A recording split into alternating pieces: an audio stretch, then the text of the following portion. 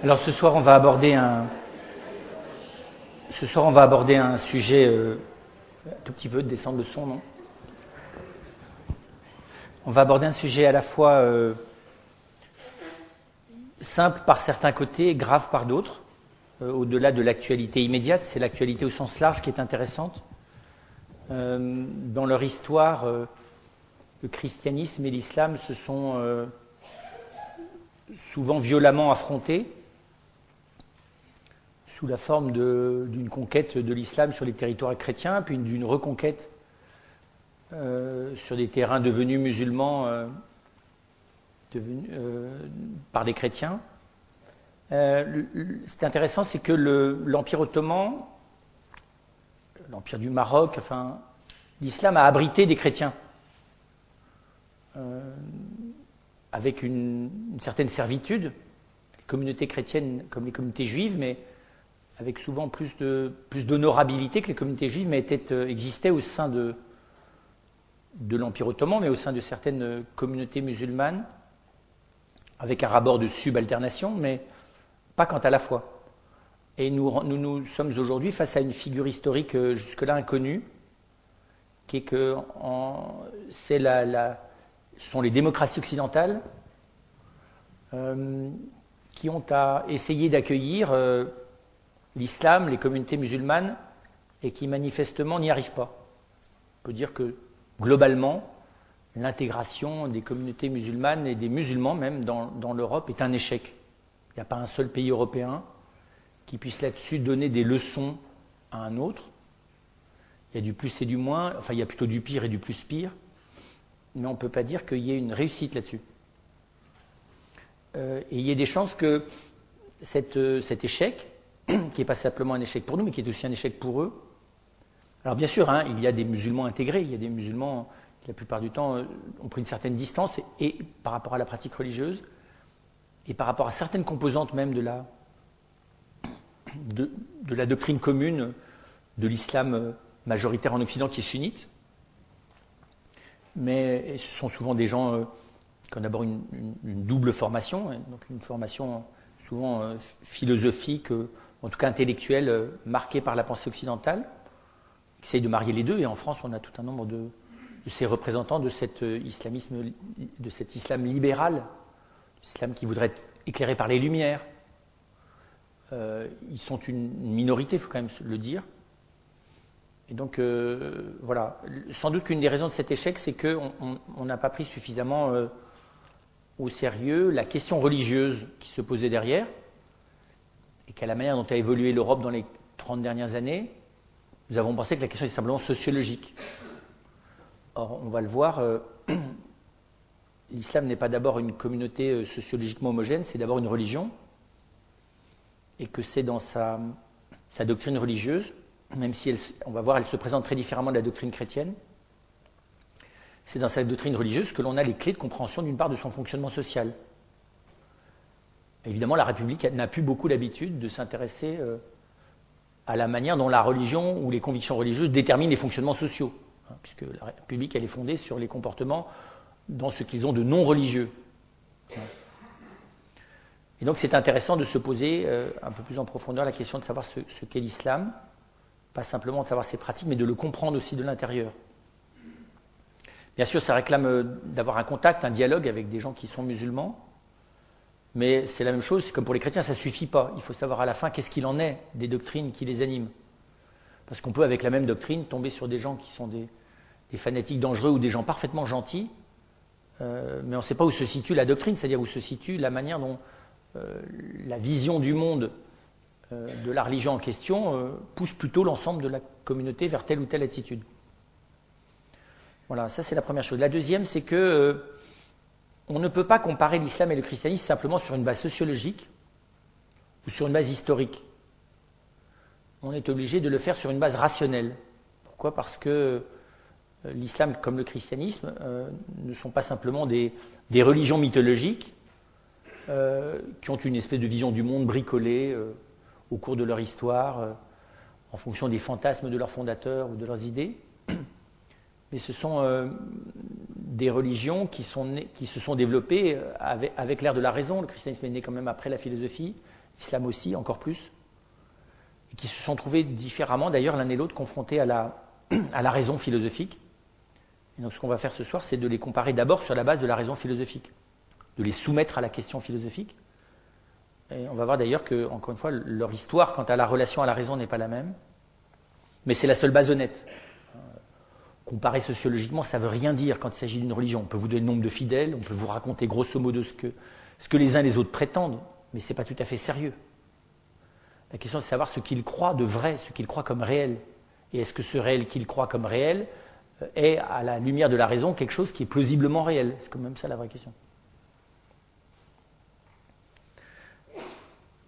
Et donc, on ne va pas partir non plus d'abord de ce qui précisément, dans chacune aujourd'hui des chrétiens ou des musulmans, ce qui prétendent être, ce qui les diversifie des autres. Je ne vais pas me précipiter sur la Sainte Trinité ou sur Mahomet, mais sur ce qui précisément il y a d'abord de commun. Là où la raison philosophique est capable de reconnaître, et dans la doctrine musulmane et dans la doctrine chrétienne, des choses tout à fait raisonnables, avec lesquelles on peut ne pas être ou ne pas être d'accord, mais des choses raisonnables. D'autant plus que chez les uns comme chez les autres, l'existence de Dieu n'est pas d'abord l'objet d'une croyance. Aussi bien le christianisme que l'islam considèrent que l'existence de Dieu fait partie d'une expérience de la raison. Ça relève du raisonnable. Ça ne relève pas de la foi. Ce qui relève de la foi, c'est-à-dire de ce qui n'est pas atteignable par la raison, chez le chrétien, c'est la Sainte Trinité, c'est le mystère de l'incarnation, c'est le mystère de la rédemption. Et chez le musulman admet que relève de la foi la place de Mahomet dans l'histoire du monde, mais pas l'existence de Dieu. L'existence de Dieu, elle ne relève pas de la foi, elle relève de la, si ce n'est de l'évidence, au sens commune, en tout cas d'une certitude auquel la raison peut atteindre. Là, il y a un point commun. Alors, on n'est plus du tout habitué à ça, parce que nous, on est des obscurantismes de la raison philosophique grecque, et donc on considère que Dieu, ça relève de la foi, au sens de la croyance. Oui, chez beaucoup, ça relève peut-être de la croyance, mais c'est une question légitime de savoir si est-ce que Dieu ne relève que de la croyance, ou est-ce qu'il fait partie, des réalités qu'il est normal que la raison cherche à connaître. En tout cas, la philosophie grecque, la philosophie antique, d'ailleurs grecque ou romaine, est unanime là-dessus. Bien sûr que oui. Et les Grecs n'étaient pas plus bêtes que nous. Il a fallu, je ne vais pas le rentrer, mais l'histoire, à partir notamment de Kant, pour tenter d'expliquer que de toute façon, ça ne relevait pas de la raison, mais ça relevait de la croyance. Je ne vais pas me lancer dans ce débat-là, mais je présupposerais ce que, encore une fois, l'islam comme le christianisme considèrent non pas comme objet de leur foi, mais comme objet d'une démonstration. Ils se sont même d'ailleurs, non pas disputés, mais au contraire retrouvés là-dessus. Au XIIe siècle, vous savez, les fameux dialogues qu'il y a eu autour de Cordoue. Donc il y a eu une période aussi où le christianisme et l'islam dialoguaient théologiquement à un très haut niveau. L'ouvrage de saint Thomas d'Aquin qui s'appelle « La Somme contre les gentils » le manifeste. Il a une manière de répondre aux questions posées par l'islam à un niveau intellectuel. Il faut s'entraîner pas mal avant d'arriver simplement à comprendre de quoi il parle, puis ensuite à comprendre ce qu'il dit, ce qui est encore plus difficile. Pourtant c'est dit avec des mots simples, mais c'est juste très intelligent, quoi. Et donc alors sur cette base-là, vous vous doutez que la doctrine chrétienne et la doctrine musulmane ne se présentent pas de la même manière. Pour deux raisons. D'abord, la doctrine musulmane n'a pas de magistère. Il n'y a pas de pape, il n'y a pas de concile, il n'y a pas de décision. Mais il y a le Coran. Et le Coran, c'est la doctrine. Il n'y a pas le Coran et la doctrine. La doctrine, c'est le Coran. Et le Coran, il a quelque chose de fondamentalement non interprétable. On y reviendra tout à l'heure parce que pour les musulmans, le Coran, c'est la parole de Dieu, mais en direct. Là, le Coran, c'est l'équivalent pour le chrétien du Christ. C'est Dieu lui-même parlant. Ce n'est pas une parole qui passe par des hommes, c'est une parole dont Mahomet n'est que le porte-voix. Il n'en est pas le transcripteur, ça ne passe pas par son intelligence, ça ne passe que par sa fidélité à retranscrire ce qu'il a reçu. Et donc, mais ceci dit, même s'il n'y a pas de magistère, il y a quand même des choses communes que l'on retrouve dans l'ensemble de l'islam et qui ne sont contestées presque par aucun, sauf peut-être par certains soufis. Parce qu'il faut savoir que dans l'islam, souvent quand aujourd'hui on nous parle de l'islam spirituel, je pense à la manière dont Christian de Chergé, l'ancien prieur de Tibérine, s'intéressait à l'islam, il s'intéressait surtout à l'islam soufi. L'islam soufi, c'est un islam très spirituel qui considère que le dialogue avec le christianisme est important et qu'il y a une liberté interprétative du Coran que quasiment aucun autre courant n'a. Voilà, il faut le savoir. Alors, le soufisme, il existe en Afrique du Nord, avec un de ses représentants éminents qui était Al-Hajj, qui a fini d'ailleurs mort empalé par ses congénères parce qu'il parlait trop de l'amour de Dieu. Mais vous avez aussi dans l'espace Selçukide Rumi, donc en Turquie.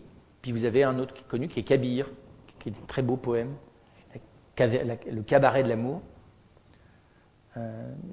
Alors qui lui est mais je ne vais pas vous dire de bêtises, mais je pense qu'il doit être entre le XIVe et le XVIIe siècle. Tagore est très marqué par Kabir, par exemple. Tagore qui est quelqu'un de plus, un Indien plus récent, qui lui n'était pas musulman. Voilà, puisque vous réalisez bien qu'il y a beaucoup de musulmans là-bas. Le Pakistan, c'est tous les musulmans qu'on a rassemblés, d'ailleurs pour le malheur de Gandhi, mais qui se sont rassemblés ou qu'on a rassemblés dans un seul tranche, mais c'est les mêmes, c'est des Indiens, c'est des hindous en tout cas. C'est les mêmes peuples, c'est juste on n'a pas importé des gens d'Arabie Saoudite pour les mettre là-bas. Alors que donc je disais, le christianisme, en tout cas le catholicisme, a une doctrine. Alors il y a une doctrine commune jusqu'au 8e siècle, qu'aujourd'hui même les protestants reçoivent pour une part. Et puis alors en catholicisme, il y a une doctrine et un magistère. Là, il y a une pensée commune qui est assez forte.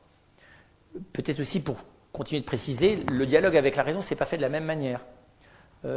L'irruption de la pensée grecque à travers les manuscrits d'Aristote et de Platon, c'est d'abord fait en termes musulmanes, qui a un dialogue très fort avec Platon déjà en christianisme, mais avec Aristote, ce qui s'est d'abord fait par les Arabes, même si on a montré récemment qu'il n'y a pas que par les Arabes que les textes d'Aristote sont arrivés, ils sont aussi arrivés par le Mont-Saint-Michel, donc par des transcriptions latines, mais il y a une période, on va dire, qui va du 10e jusqu'au 12e, début 13e siècle, un âge d'or dans lequel la pensée grecque rentre en dialogue, en confrontation, en osmose, on va presque dire, aussi bien avec la foi chrétienne qu'avec la foi musulmane.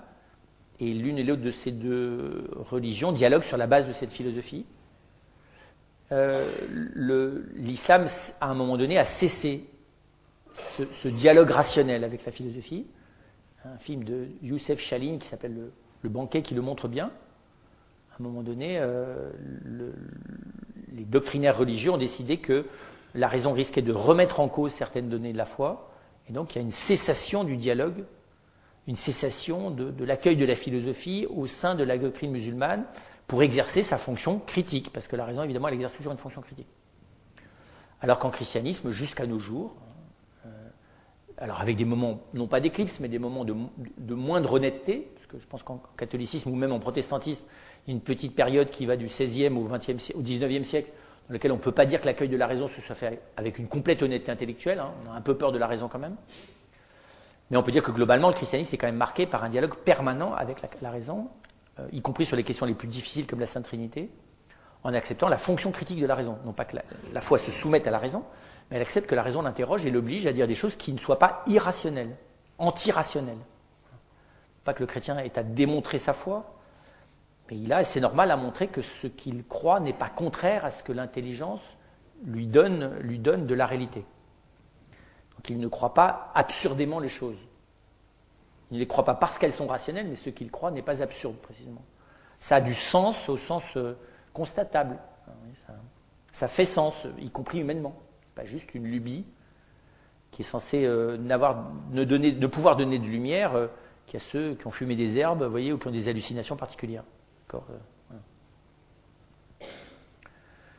Et donc, c'est pour dire voilà la différence de cette approche rationnelle de part et d'autre.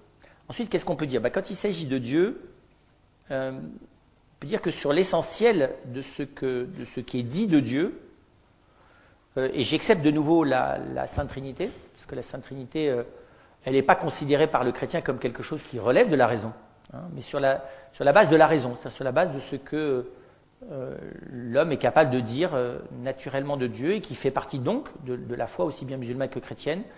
L'essentiel est en commun. Le fait que Dieu soit absolu, le fait que Dieu soit parfait, le fait que Dieu soit distinct du monde, le fait que Dieu soit créateur du monde, le fait que toutes les créatures aient été créées par Dieu et créées même directement par Dieu. Il n'y ait pas d'entité intermédiaire entre Dieu et les créatures. Qu'à ce titre-là, les anges et les hommes sont au rang comme les animaux, et les réalités inanimées sont au rang des créatures, qu'il n'y a pas de demi-dieu et de demi-dieu créature, enfin qu'il n'y a pas de démiurge et de demi-chose, et qu'il n'y a pas des sous-dieux, qu'il n'y a pas différentes catégories de dieux, et qu'il n'y a qu'un seul Dieu, et même que ce Dieu, il est absolument un. Le christianisme n'a aucun problème pour dire que Dieu est absolument un. La manière dont il affirme qu'il est Trinité n'est pas au même niveau d'affirmation. C'est à l'intérieur de cette unité que d'ailleurs le chrétien ne voit pas de multiplicité, il n'y a pas de division en Dieu, il n'y a pas plusieurs choses en Dieu. Il n'y a que Dieu, et il est absolument un et parfaitement simple. Voilà. Ça, c'est ce qu'il y a de commun. Et c'est très grand parce que c'est quelque chose d'extraordinairement reposant, au sens de voir que deux grandes traditions soutiennent une vision de Dieu qui précisément a tenté de part et d'autre d'être exempte de toute projection anthropomorphique. Avec tout le respect que j'ai pour les gens qui croient que Dieu est une grande énergie cosmique, on est dans la projection anthropomorphique. Ou que Dieu est un grand tout, on est dans la projection anthropomorphique. Ou que Dieu est la grande équation du monde, on est dans la projection anthropomorphique. Ou que Dieu est l'alpha ou l'oméga de l'évolution du monde, on est dans la projection. Je ne vais pas rentrer dans les détails, mais il faut savoir que de part et d'autre, ces affirmations sont passées, à l'époque où elles se sont développées, encore une fois, avec la plus grande rationalité, au fil d'une analyse de l'être, donc au fil d'une métaphysique. Il s'agit de purifier radicalement la raison de tout type de projection imaginaire. Donc on n'est pas dans une imagination d'un Dieu quelconque qui serait avec une grande barbe blanche, quelque part de l'autre côté d'un monde. Enfin, vous voyez, on n'est pas d'abord dans les images.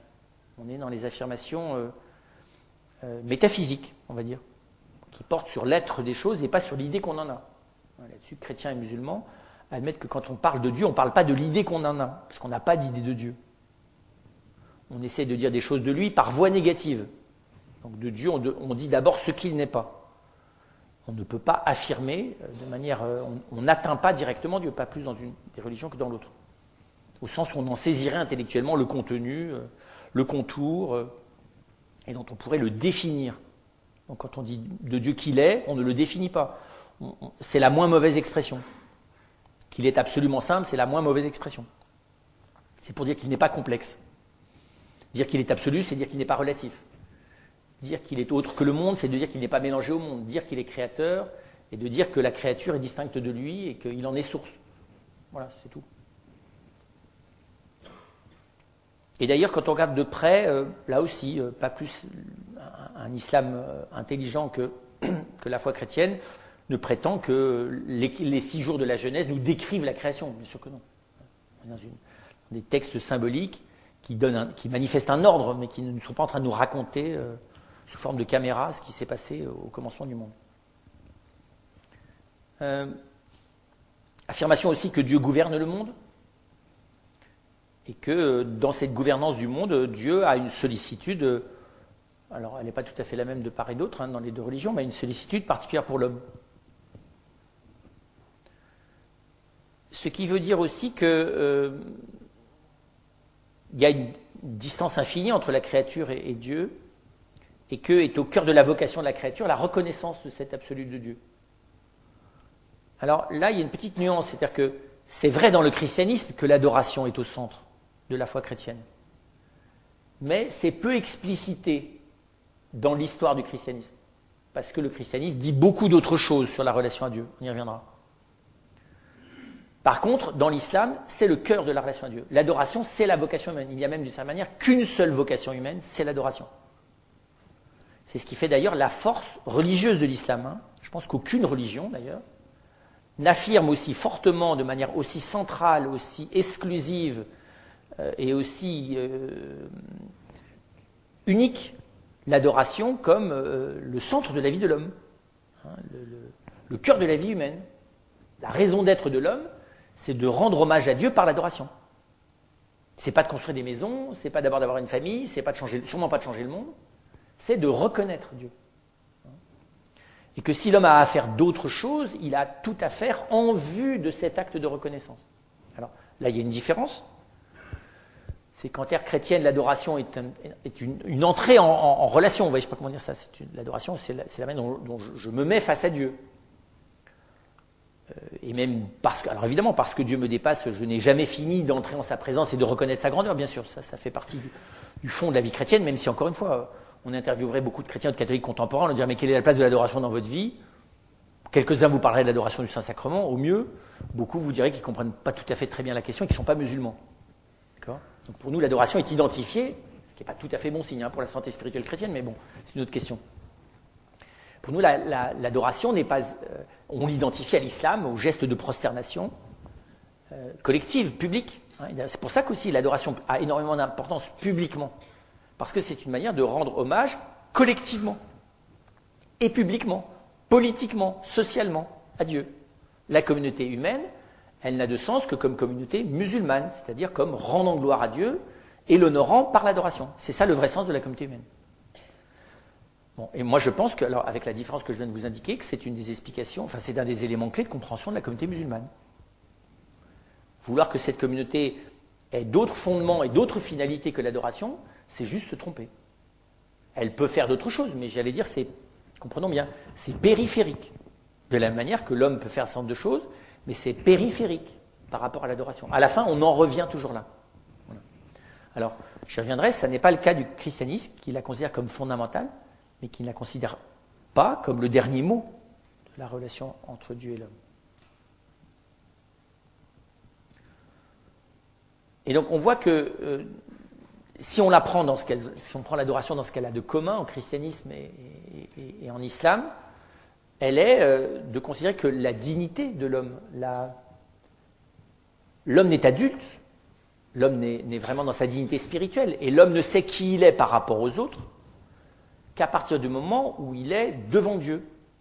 Un homme qui n'est pas devant Dieu ne sait pas qui il est un errant. Alors, l'islam va le dire de manière plus forte que le christianisme, même si le christianisme ne le dit pas de manière forte, au sens strict, c'est ce qu'il dit aussi. C'est-à-dire qu'il n'a pas de boussole. Un homme sans Dieu est un homme sans boussole, enfin sans nord, quoi.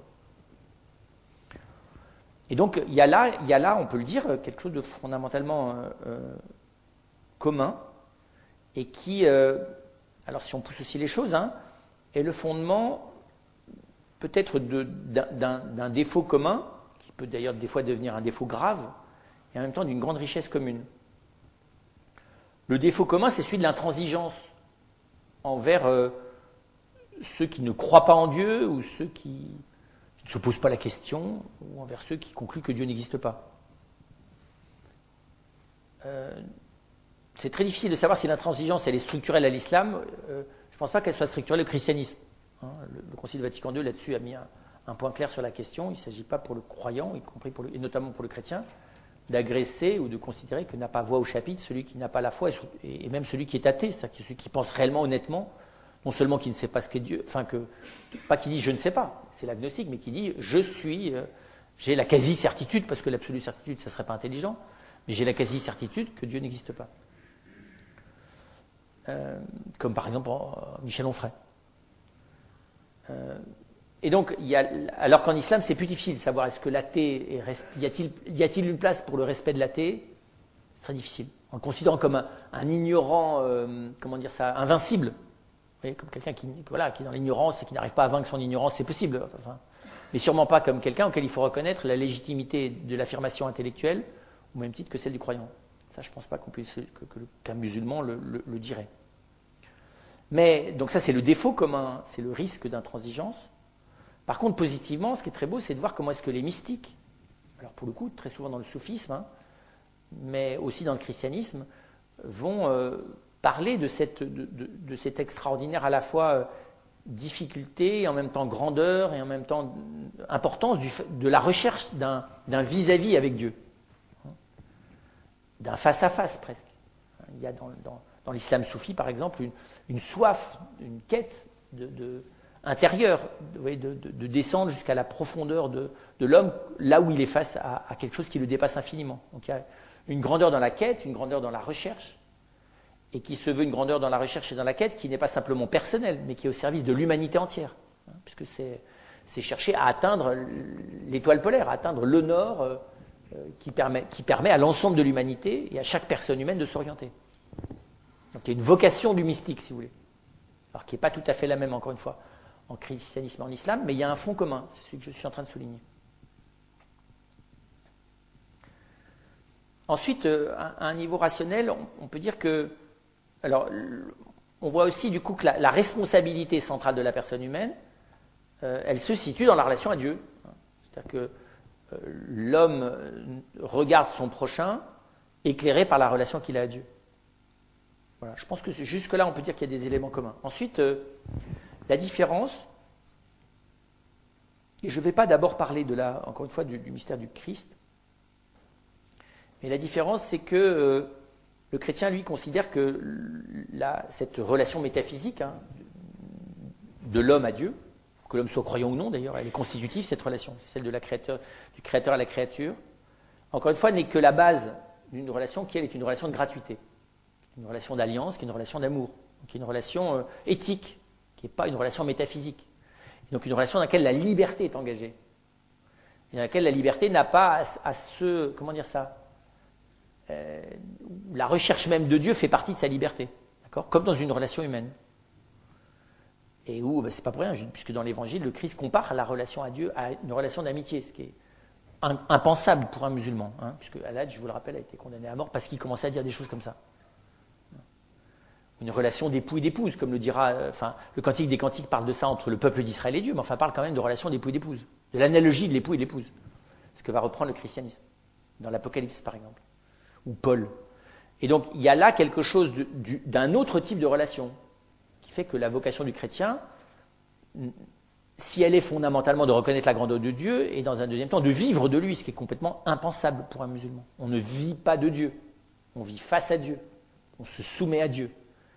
Mais Dieu n'est pas descendu jusqu'aux hommes pour leur donner à partager sa vie. Là, il y a un abîme. Et d'ailleurs, le chrétien ne prétend pas que ça relève d'une évidence rationnelle. Tout à fait d'accord pour dire que précisément ça relève de ce que dit l'Évangile.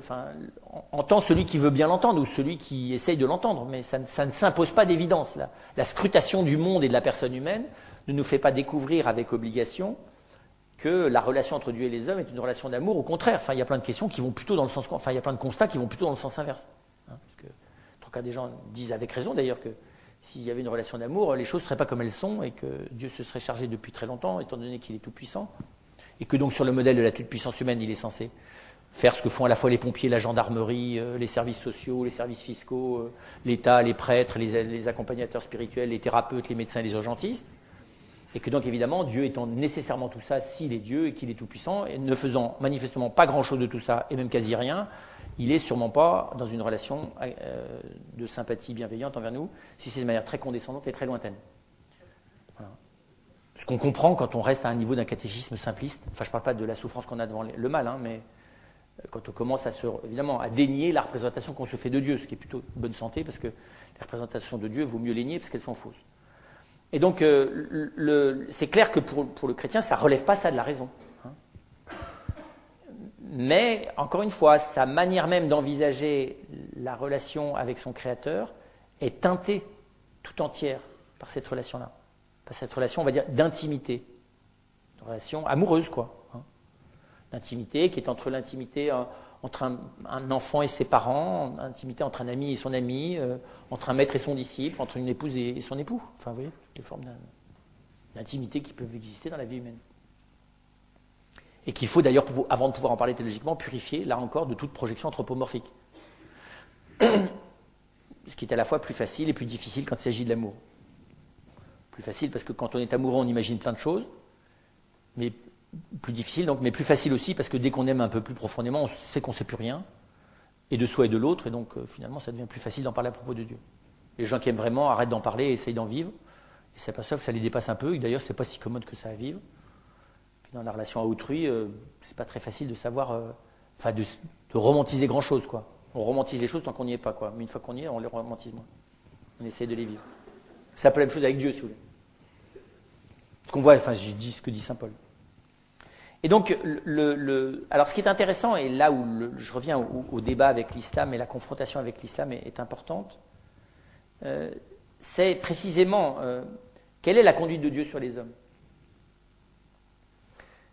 Et là, il y a une divergence qui est philosophiquement discutable, où la philosophie intervient comme outil de discussion. Pour l'islam, je vous le disais tout à l'heure, il n'y a pas d'évolution à attendre. La seule évolution, c'est celle que chaque homme reconnaisse ce qu'il est, c'est-à-dire créature. Donc la seule chose à attendre, c'est l'avènement définitif de chacun à sa vocation de musulman, de fidèle. Tout homme est musulman, il l'est de par sa structure. Il a juste à le reconnaître. Donc il n'y a qu'une seule attente historique à avoir, c'est l'avènement de la reconnaissance par chacun de la réalité qui est la sienne, qui est d'être créé par Dieu et d'être sa créature vouée quasi exclusivement, finalement, à lui rendre hommage. Donc Dieu n'a pas donné d'autre mission à l'homme que de le glorifier en étant la proclamation vivante de sa grandeur.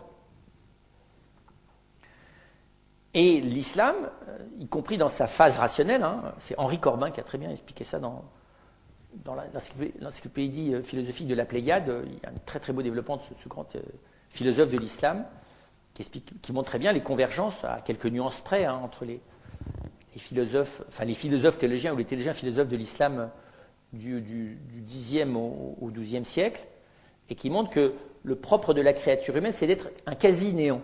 C'est très intéressant ça. Il y a toute une. Alors, je ne connais pas bien les mots arabes, donc je ne serais pas capable de vous expliquer en arabe ou sur le fond de la nuance des mots arabes dont on se sert exactement, mais c'est très clair, c'est que l'homme est à la frontière du néant. Il est presque rien.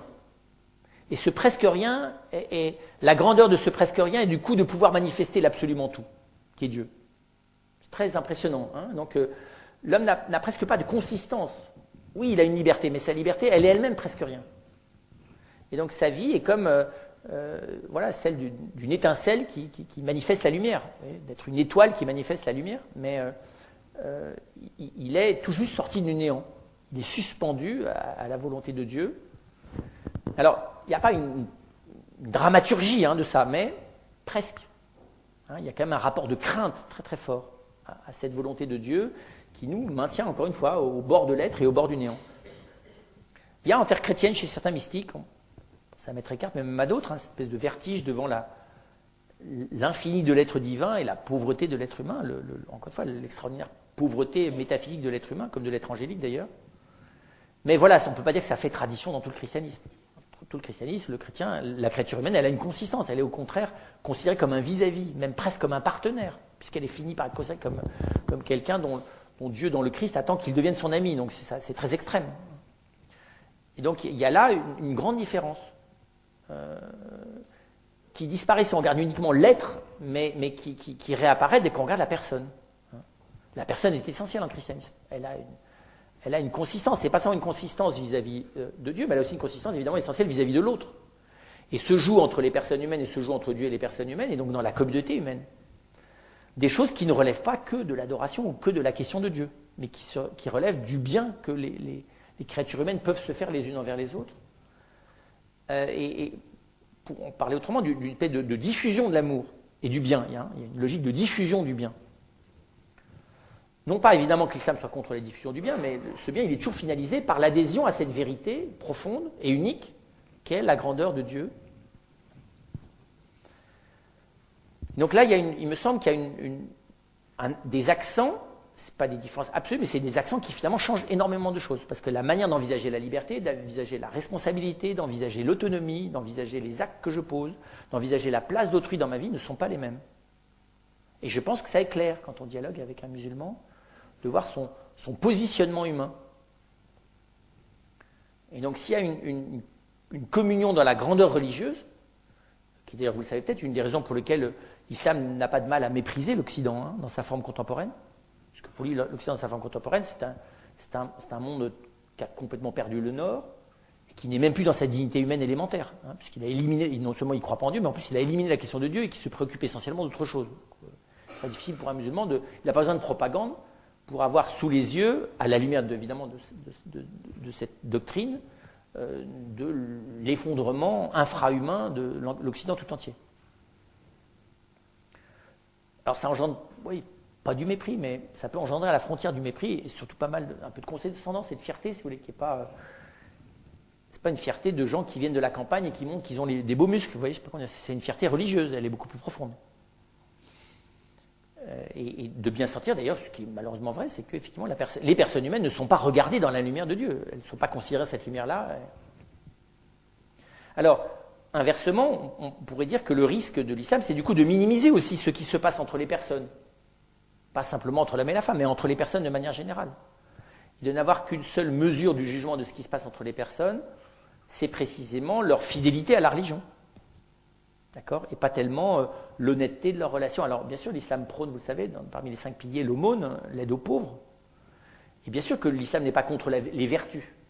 Mais encore une fois, les vertus sont peu de choses par rapport à la reconnaissance de la grandeur de Dieu.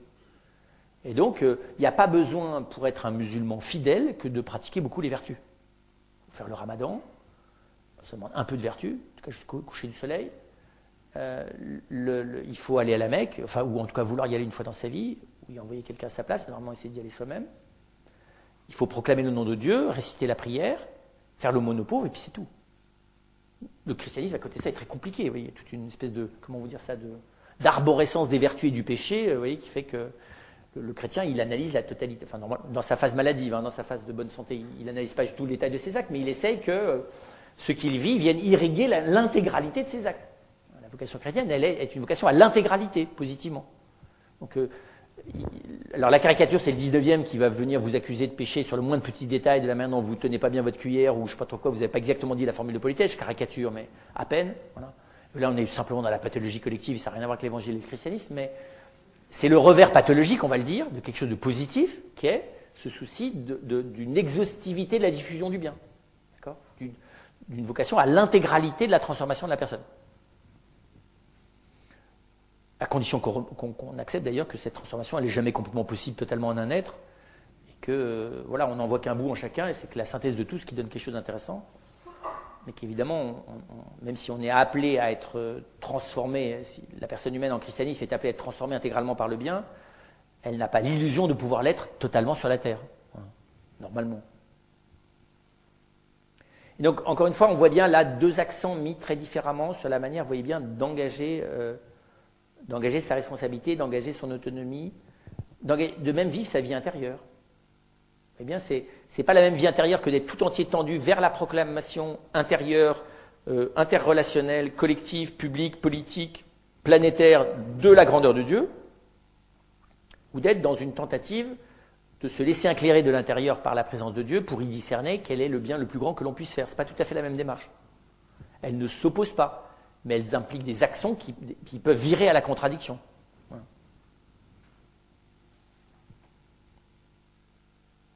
Ensuite, ce que l'on peut dire si l'on va un peu plus loin,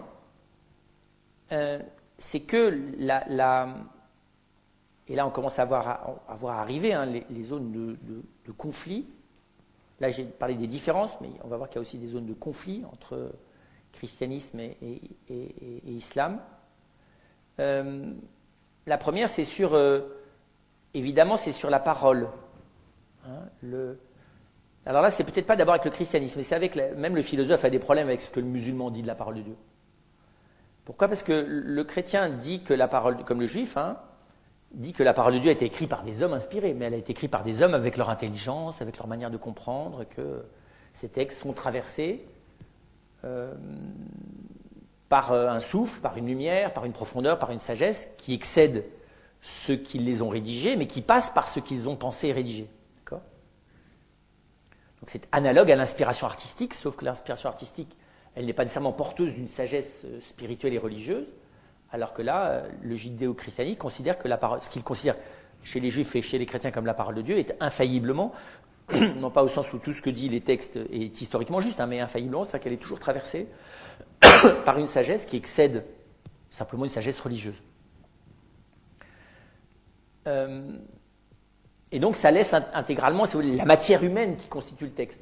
Et l'analyse historique, littéraire, archéologique du texte, ce qu'on appelle l'analyse historico-critique, permet de dégager tous ces matériaux, de voir qu'il y a plusieurs auteurs, que le texte est un patchwork de plusieurs auteurs, exactement comme on est capable chez un auteur de voir combien de fois il a repris son texte, de quel mélange, de quelles inspirations, à quel texte il a fait référence, est-ce que par moment il a plagié un autre auteur, voilà, ce qu'on est capable de faire même avec un texte contemporain. Évidemment, quand on fait ça avec l'islam, avec les mêmes outils qu'on le fait avec tous les autres textes littéraires, on aboutit au fait que le Coran est composé de plein de textes gnostiques, judéo-chrétiens, de la région dans laquelle était Mahomet, de doctrines multiples et variées, de morceaux de la Bible, et que tout ça est une espèce de gigantesque patchwork, avec des éclairs de génie spirituel, surtout dans les sourates les plus courtes, une grande vision religieuse globale, mais surtout, et c'est ça qui a fasciné originellement les fidèles, les disciples de Mahomet, c'est un arabe qui, paraît-il, moi je suis incapable de vous dire parce que je ne parle pas l'arabe, mais qui est un arabe fascinant de beauté. Donc, ce qui fait l'homogénéité du Coran, c'est d'abord la teinte esthétique de sa langue, puis le génie de l'ampleur du regard religieux qu'il y a là-dedans. Mais ensuite, il faut être honnête, quand on descend dedans, c'est un immense capharnaüm. Et que les choses ne sont pas dans l'ordre en plus. Il y a des moments, des séquences ordonnées, et puis, voilà, et puis on le sait, alors c'est déjà vrai dans la Bible, mais c'est encore plus vrai dans le Coran, beaucoup de textes extrêmement contradictoires. Et donc, le musulman, voilà, ça, il ne peut pas l'entendre. Que pour lui, le Coran n'est pas une œuvre humaine. Il n'y a rien d'humain dans le Coran. Donc là, il y a un problème avec la raison. Et c'est une des raisons, d'ailleurs, pour lesquelles le dialogue entre la raison et la foi musulmane a cessé. Parce que là, ça devenait gênant. Et aujourd'hui, vous avez certains musulmans éclairés qui disent oui, il faut avoir le courage maintenant que le Coran, de soumettre le Coran à la même analyse et d'évoluer sans doute plus vers quelque chose qui ressemblera à la doctrine des chrétiens sur la parole de Dieu, que de vouloir absolument s'en tenir à la matérialité divine du texte, qui scientifiquement ne tient pas la route. Voilà. Et donc, voilà, là, il faut savoir qu'il y a un point qui n'est pas objet de dialogue, en tout cas aujourd'hui, qui est un vrai problème, qui, encore une fois, n'est pas d'abord entre le christianisme et l'islam, mais qui, pour moi, est entre la raison et l'islam. Alors, c'est beaucoup plus vrai que sur le statut des femmes. Il y a beaucoup d'autres sujets sur lesquels on peut discuter avec des musulmans. Ils peuvent vous expliquer que le djihad est d'abord spirituel, que c'est le combat précisément pour favoriser l'avènement spirituel du moment où tout le monde proclamera la grandeur du nom de Dieu, et beaucoup d'autres choses. Si vous voulez. Cette part-là, c'est difficile d'échapper à cette critique-là. Ensuite, il y a une deuxième question, qui est toujours une question philosophique. Avant de voir comment est-ce qu'elle se transforme en opposition, il faut avoir le courage de se l'avouer, frontale entre christianisme et islam. C'est la difficulté rationnelle à prétendre statuer de la vérité ou de la non-vérité d'une autre religion. Même s'il y a dans la Bible une dénonciation de toutes les formes d'idolâtrie, la Bible ne se prononce pas sur le fait que de savoir si l'hindouisme des Védas était une religion fausse ou vraie.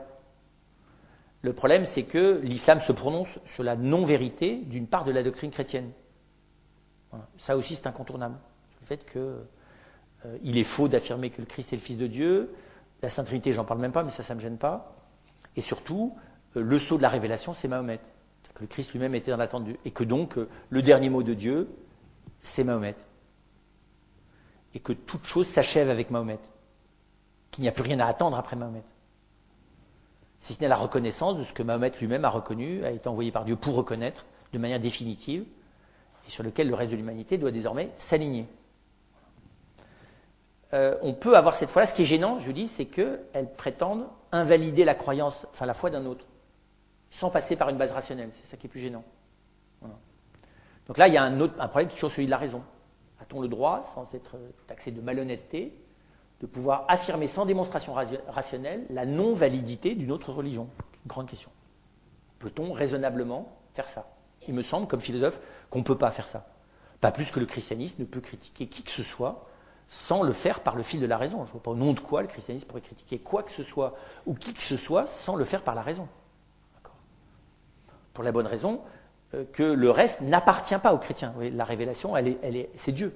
Et donc, le chrétien ne peut pas instrumentaliser la révélation là où elle dépasse la raison pour dire quelque chose. Vous voyez, je ne sais pas comment expliquer ça. Puisque si ça dépasse la raison, je ne peux presque rien en dire. Je peux le vivre, je peux tenter de le rejoindre, mais je ne peux pas l'utiliser. La Sainte Trinité, ça ne s'utilise pas rationnellement. Voilà, donc là, il y a une question, je vous dis, dont moi je pense qu'elle n'est pas interreligieuse, hein, elle est d'abord rationnelle. Ensuite, il y a une...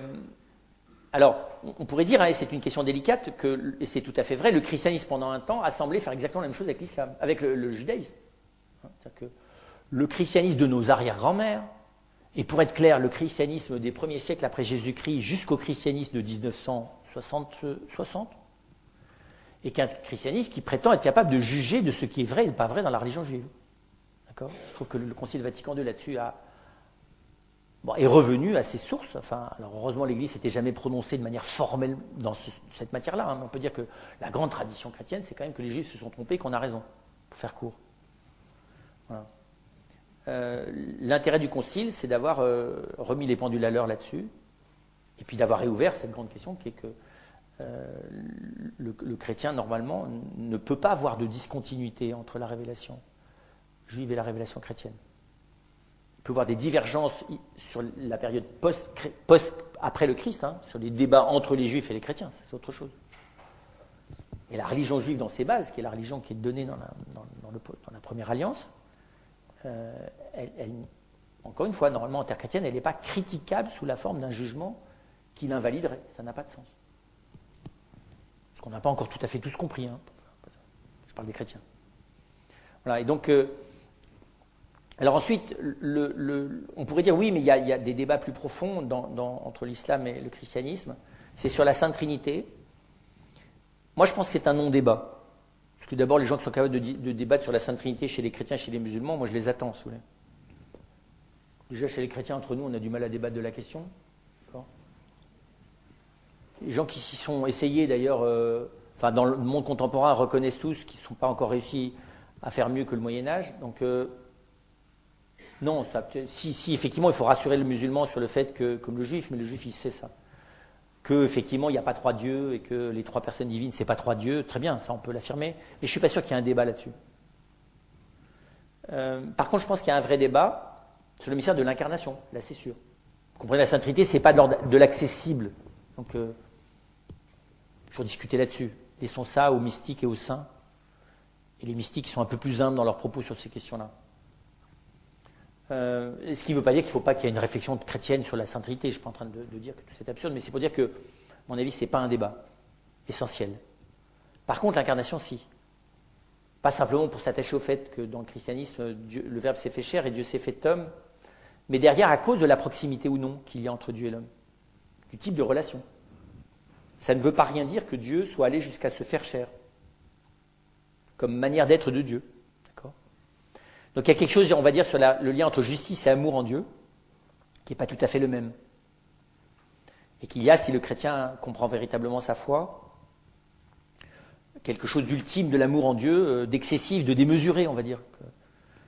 L'amour en Dieu pour sa créature, Benoît XVI parlera d'éros, est un amour démesuré, presque excessif, par rapport à ce qu'il fait comme créateur. Il y a un décalage entre, on va dire, la juste retenue de Dieu dans la création, qui s'est pourtant déjà bien amusée, parce que la création c'est quand même un feu d'artifice d'une diversité absolument extraordinaire. Il suffit de regarder nos têtes pour se dire que vu le zoo humain, il fallait quand même s'inventer cette diversité-là. Enfin, se donner les possibilités de fabriquer un truc qui s'appelle la génétique, qui multiplie à l'infini les combinatoires de gens absolument originaux et géniaux. Sur des générations, il fallait quand même l'inventer ce truc-là. Parce que je sais bien que les libellules, les scolopendres, les girafes et les éléphants aussi sont d'une diversité très grande, mais quand même moins grande. Voilà.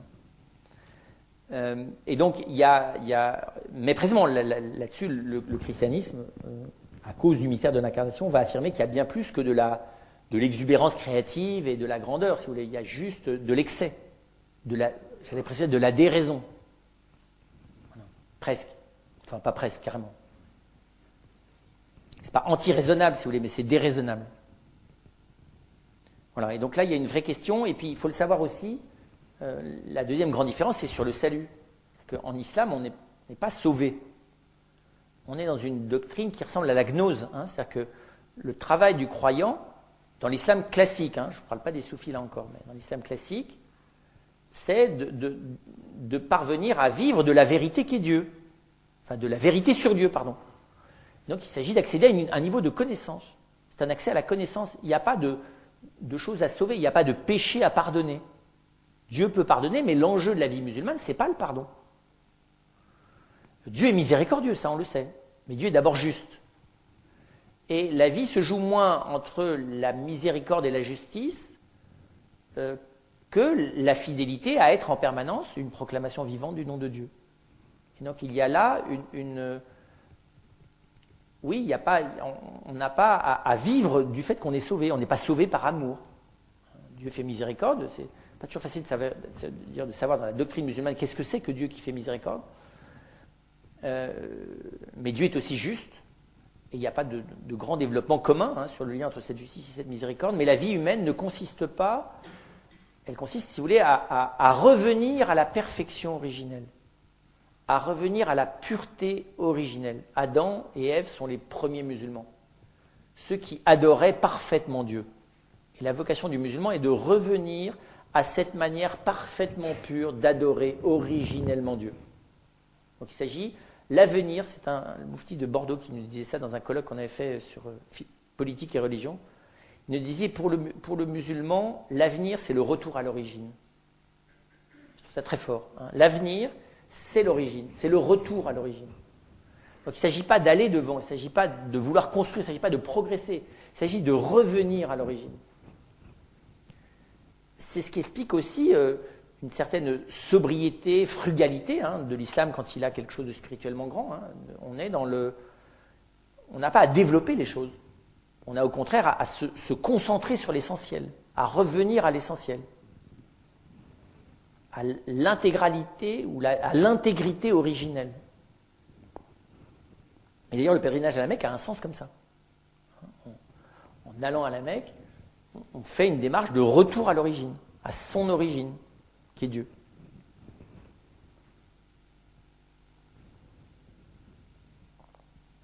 Alors, vous voyez bien que du coup, on ne peut pas se masquer les choses. Il y a un lieu de diversité frontale sur ce qu'on appelle la théologie de l'histoire. L'islam et le christianisme ont des visions irréconciliables sur la théologie de l'histoire. Parce que ce n'est pas la même chose de dire que Dieu s'est fait homme et que ce qu'il avait à dire aux hommes s'est achevé dans la mort et la résurrection du Christ, ou de dire que ça n'était qu'une manière prophétique, symbolique de signifier certaines choses importantes mais secondaires, et que l'essentiel, c'est ce que Mahomet est venu dire au monde. Là, il faut être clair. On ne peut pas faire de synthèse. Enfin, l'islam en fait une synthèse, vous voyez, en invalidant le christianisme. Et le christianisme n'a pas dans sa doctrine, d'ailleurs, puisqu'il vient après l'islam, de choses spécifiques à dire sur l'islam. Alors, du coup, dernier point, avant de conclure, de temps en temps, on parle de la Vierge Marie. Bon, c'est pas Dieu, hein. La question, c'est christianisme et islam ont-ils le même Dieu ? C'est vrai que les musulmans, enfin une partie des musulmans ont une grande dévotion, parce que le Coran invite à avoir une grande dévotion pour Mariam, la mère de Jésus, dont ils reconnaissent la maternité virginale. Et sous ce rapport-là, il y a quelque chose qui est... Mais c'est pas d'ailleurs que la Vierge Marie. Les figures féminines dans le Coran sont très touchantes, c'est vrai. Il y a une place pour la figure féminine dans le Coran. On dit oui, mais c'est pas toujours dans la pratique de l'islam. Je pense que c'est paradoxal là-dessus. L'islam a une grande fascination pour la femme. Ça veut pas dire qu'elle a toujours un grand respect, mais on n'a pas toujours un grand respect pour les gens pour lesquels on a une grande fascination. C'est ambigu la fascination. Le respect, ça va plus souvent avec l'altérité et l'amour. Mais la fascination, c'est comme l'admiration, ça peut engendrer des sentiments tout à fait ambigus. Et je pense qu'effectivement, en islam, il y a une vraie fascination pour la femme, qui est originelle d'ailleurs, qui, à mon avis, historiquement, date de Mahomet. C'est compliqué, c'est presque sa mère. Il a épousé sa mère adoptive, c'est un peu compliqué. Moi, je ne veux pas faire la psychanalyse de... Voilà, et donc je conclurai en disant plusieurs choses. Vous voyez bien que, bien sûr que si Dieu est Dieu, les chrétiens et les musulmans ont le même Dieu, bien sûr. De toute façon, Dieu ne relève pas des idées que j'en ai. Ensuite, ont-ils les mêmes idées sur Dieu quand ils en ont ? Majoritairement, sur beaucoup de choses, oui. Quant à l'être de Dieu, à la Sainte Trinité près, si vous voulez bien. Par contre, ils ne considèrent pas de la même manière la manière de Dieu d'agir dans l'histoire des hommes et dans l'histoire du monde. Ils n'ont pas la même manière de voir l'alliance entre Dieu et les hommes, ça c'est vrai. Et du coup, ils n'ont pas même manière d'interpréter les silences de Dieu, les présences de Dieu, la manière dont Dieu agit, encore une fois, à travers l'islam, au sens de la communauté musulmane, de l'Oumma, ou à travers l'Église. Et vous doutez bien, du coup, il y a une différence entre la manière dont l'Église se regarde elle-même. Enfin, dans leur caricature, l'une et l'autre se regardent pareil, mais enfin, ça, c'est pas édifiant. Mais quand elles essayent de se regarder intelligemment l'un et l'autre et en respectant leurs doctrines respectives, l'Église ne se regarde pas elle-même comme l'islam se regarde lui-même, comme l'Oumma, la communauté musulmane, se regarde elle-même. Et vous savez que notamment, il y a un des lieux de désaccord qui là aussi interroge le philosophe, c'est qu'il y a une vraie liberté religieuse. Enfin, l'Église a mis du temps avant de l'affirmer, mais elle s'est battue pour l'affirmer à Vatican II. Qu'effectivement, encore une fois, l'homme a respecté sa conscience, même si sa conscience le pousse à faire des choses qui sont différentes de ce que croit le chrétien. Alors que pour le musulman, je ne peux pas quitter ma communauté. C'est impossible.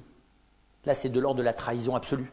Il vaut mieux qu'un homme meure plutôt que de quitter la communauté, ou qu'une femme meure plutôt que de quitter la communauté des croyants. On avait un petit côté comme ça, nous, en christianisme, à l'époque, aux bonnes époques de la deuxième Inquisition. Pas la première ni la troisième. Hein. La première Inquisition, c'est celle qui a introduit une procédure d'enquête pour essayer de préserver les gens qu'on voulait lyncher vivants et de permettre de défendre donc les accusés. Ça, c'est la première phase. La deuxième phase, qui est bien connue, c'est le retournement des démarches de préservation des accusés pour mieux les accuser encore. Ça, c'est vrai dans tous les systèmes judiciaires. Vous avez mis toute une procédure d'enquête, vous la retournez contre la victime plutôt que de la retourner pour elle, enfin de l'utiliser pour elle. Puis vous avez la troisième, c'est avec l'Inquisition royale, qui est en Espagne, qui est carrément monstrueuse. Mais dès la deuxième, on voit bien qu'effectivement, on considère qu'il vaut mieux que quelqu'un meure plutôt que de le laisser péricliter dans une incroyance grave ou dans une hérésie relapse. C'est pour ça qu'on a volé d'ailleurs Jeanne d'Arc. Voilà, donc là-dessus, on peut balayer devant sa porte avant de se prononcer sur l'islam. Enfin, t'entends, on nous dit, mais oui, comme ils ont 6 siècles de retard, ils sont en train d'entrer dans leur 14e siècle. C'est vrai. Mais à ce moment-là, il faudrait qu'on compare les débuts des Védas, si vous voulez, avec le début du christianisme et qu'on ait le droit de pratiquer, vous voyez, voilà, ce qu'ils pratiquaient il y a 12 siècles. Enfin, il faut faire attention avec ce genre de raisonnement. Il ne faudrait pas qu'on se donne le droit, parce qu'on est né, je ne sais pas trop quoi, 800 ans après la période où Israël a massacré tous les peuples qui étaient dans la Terre Sainte pour pouvoir s'y installer, qu'on justifie ce qu'on a fait, enfin, vous voyez, il y a 800 ans. Enfin, il faut se calmer, ce n'est pas des raisonnements tout à fait légitimes. Et donc je dirais que ensuite, donc on a le Dieu est Dieu, et donc il est au-delà de la religion de toute façon. Donc s'il existe, il est le même pour tous. La vision qu'on en a quant à son être, si on peut en avoir une, est la même. La vision quant à son intervention dans l'histoire est différente. Et je finirai en disant que du coup, quand on parle de dialogue, je pense qu'il n'y a pas de dialogue entre l'islam et le christianisme. Je pense qu'il y a un dialogue entre des chrétiens et des musulmans. C'est tout à fait différent. Pourquoi ? Parce que jusqu'à aujourd'hui, l'islam dans sa majorité n'est plus dialoguant. Il faut se le rappeler. Depuis la cessation du dialogue de l'accueil de la pensée philosophique, à part dans certains de ces musulmans, mais l'islam dans sa majorité n'est pas dialoguant. D'accord ? L'Église à un moment donné a cessé de l'être, on va dire pour faire rapide et court et un peu caricatural, du XVIIe au début du XXe. Elle est redevenue dialogante, ce qu'elle avait été avant, et c'est pourquoi elle est faite d'ailleurs, à partir du Concile Vatican II. Voilà, il faudrait que l'islam redevienne dialogant. Et pour ça réclamerait une mutation théologique qui est, à mon avis, gigantesque. Qui n'est pas impossible, mais qui est gigantesque. Par contre, il y a un dialogue entre des musulmans et des chrétiens, en partageant d'abord, à mon avis, non pas la doctrine, mais la démarche intérieure personnelle. Et je pense que si quelque chose doit avancer en Occident, enfin si la rencontre entre les chrétiens et les musulmans peut aider à quelque chose, à l'intégration des musulmans et non pas de l'islam, parce que je ne pense pas que l'islam est intégrable dans la République. Les musulmans le sont, mais à condition qu'on aille à leur rencontre de manière humaine. Et je pense qu'en ça, le chrétien peut jouer un rôle de dialogue parce qu'il a normalement, il peut partager quelque chose de la vie intérieure, de la vie spirituelle, de l'adoration, de la recherche de Dieu, du questionnement de Dieu, du désir d'être conforme à ce qu'est Dieu et à ce qu'il a voulu pour les hommes, qui le rend, y compris dans la vie sociale, proche du musulman qui vit sa foi musulmane de manière honnête, évidemment, pas celui qui la vit simplement de manière socio-communautaire et qui est planqué là-dedans de manière sécuritaire. Ensuite, et je finirai par là, je dirais, c'est intéressant de voir que l'élimination de la question de Dieu de l'espace public occidental et surtout européen, qui est le dernier ravatar, on va dire, de la Révolution française, cette même question qui a été éliminée progressivement réapparaît brutalement par l'islam. C'est intéressant. Et là, elle est comment vous dire ça, elle est moins escamotable. Par contre, on n'a pas les outils pour la traiter, donc c'est assez intéressant de voir comment est-ce qu'on va faire pour traiter cette question. D'une manière sociologiquement, c'est pas suffisant. Philosophiquement, oui, mais sur quelle base ? Voilà. Parce que vous comprenez bien, c'est pas parce on oblige certains, enfin les musulmans qui le veulent bien d'ailleurs, à se définir une autorité commune qui n'est reconnue par personne comme autorité sur eux d'ailleurs, mais qui est simplement une autorité de représentation partielle, provisoire et non reconnue par tous. On ne peut pas dire que ce soit un pas géant. Enfin, c'est mieux que rien, mais on ne peut pas dire que ce soit un pas géant dans l'intégration. Et pour être honnête, je ne vois pas très bien comment on peut se faire l'intégration entre un peuple qui a choisi de mettre au cœur de sa vie personnelle, sociale et familiale l'omniprésence de la transcendance divine, et une population pour laquelle c'est quand même globalement, même quand elle a des préoccupations spirituelles ou philosophiques ou les problématiques du sens, pour lequel la transcendance de Dieu dans la vie quotidienne est le cadet de ses soucis. Voilà. Là, il y a un léger problème. À vous les questions.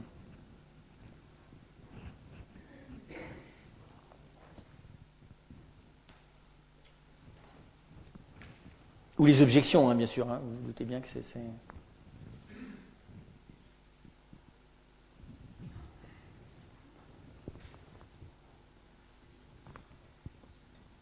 Allez, la première question. Pour vous, l'intégration... Ah bah, ouais. Donc votre conclusion, elle est plutôt pessimiste quant à l'intégration des communautés musulmanes? À l'instant T, oui. Moi, je suis à Avignon, sur une paroisse dont la moitié du territoire est occupée par des communautés musulmanes, quartier de Montclar, et on peut dire oui. Là, il y a un échec. C'est-à-dire que... Alors, nous ne savons plus très bien ce que c'est que d'être français, mais eux ne sont pas devenus français. Ils le sont de droit, légalement. Mais c'est bizarre que, vous voyez, je ne sais pas comment dire. Alors évidemment, nous, on disparaît dans notre identité au moment où on pourrait les accueillir avec la nôtre. Ça fait paradoxal. Hein. Parce que je vous rappelle qu'en France, vous n'avez pas une seule valeur partagée par l'ensemble de la population. Pas une seule. Donc on n'a rien à... Alors à part un discours parfaitement démago sur la tolérance, l'accueil et tout le bidule, mais on est tout à fait d'accord pour accueillir les musulmans quand c'est dans le quartier des autres. Hein. Vous voyez, donc je pense que... Alors, je ne dis pas que localement, il n'y a pas des gens qui font du travail. Ça, c'est autre chose. Il y a des choses admirables qui sont faites. Moi, je parle à l'échelle macro. À l'échelle micro, il y a des choses qui sont faites. Et toutes celles qui marchent...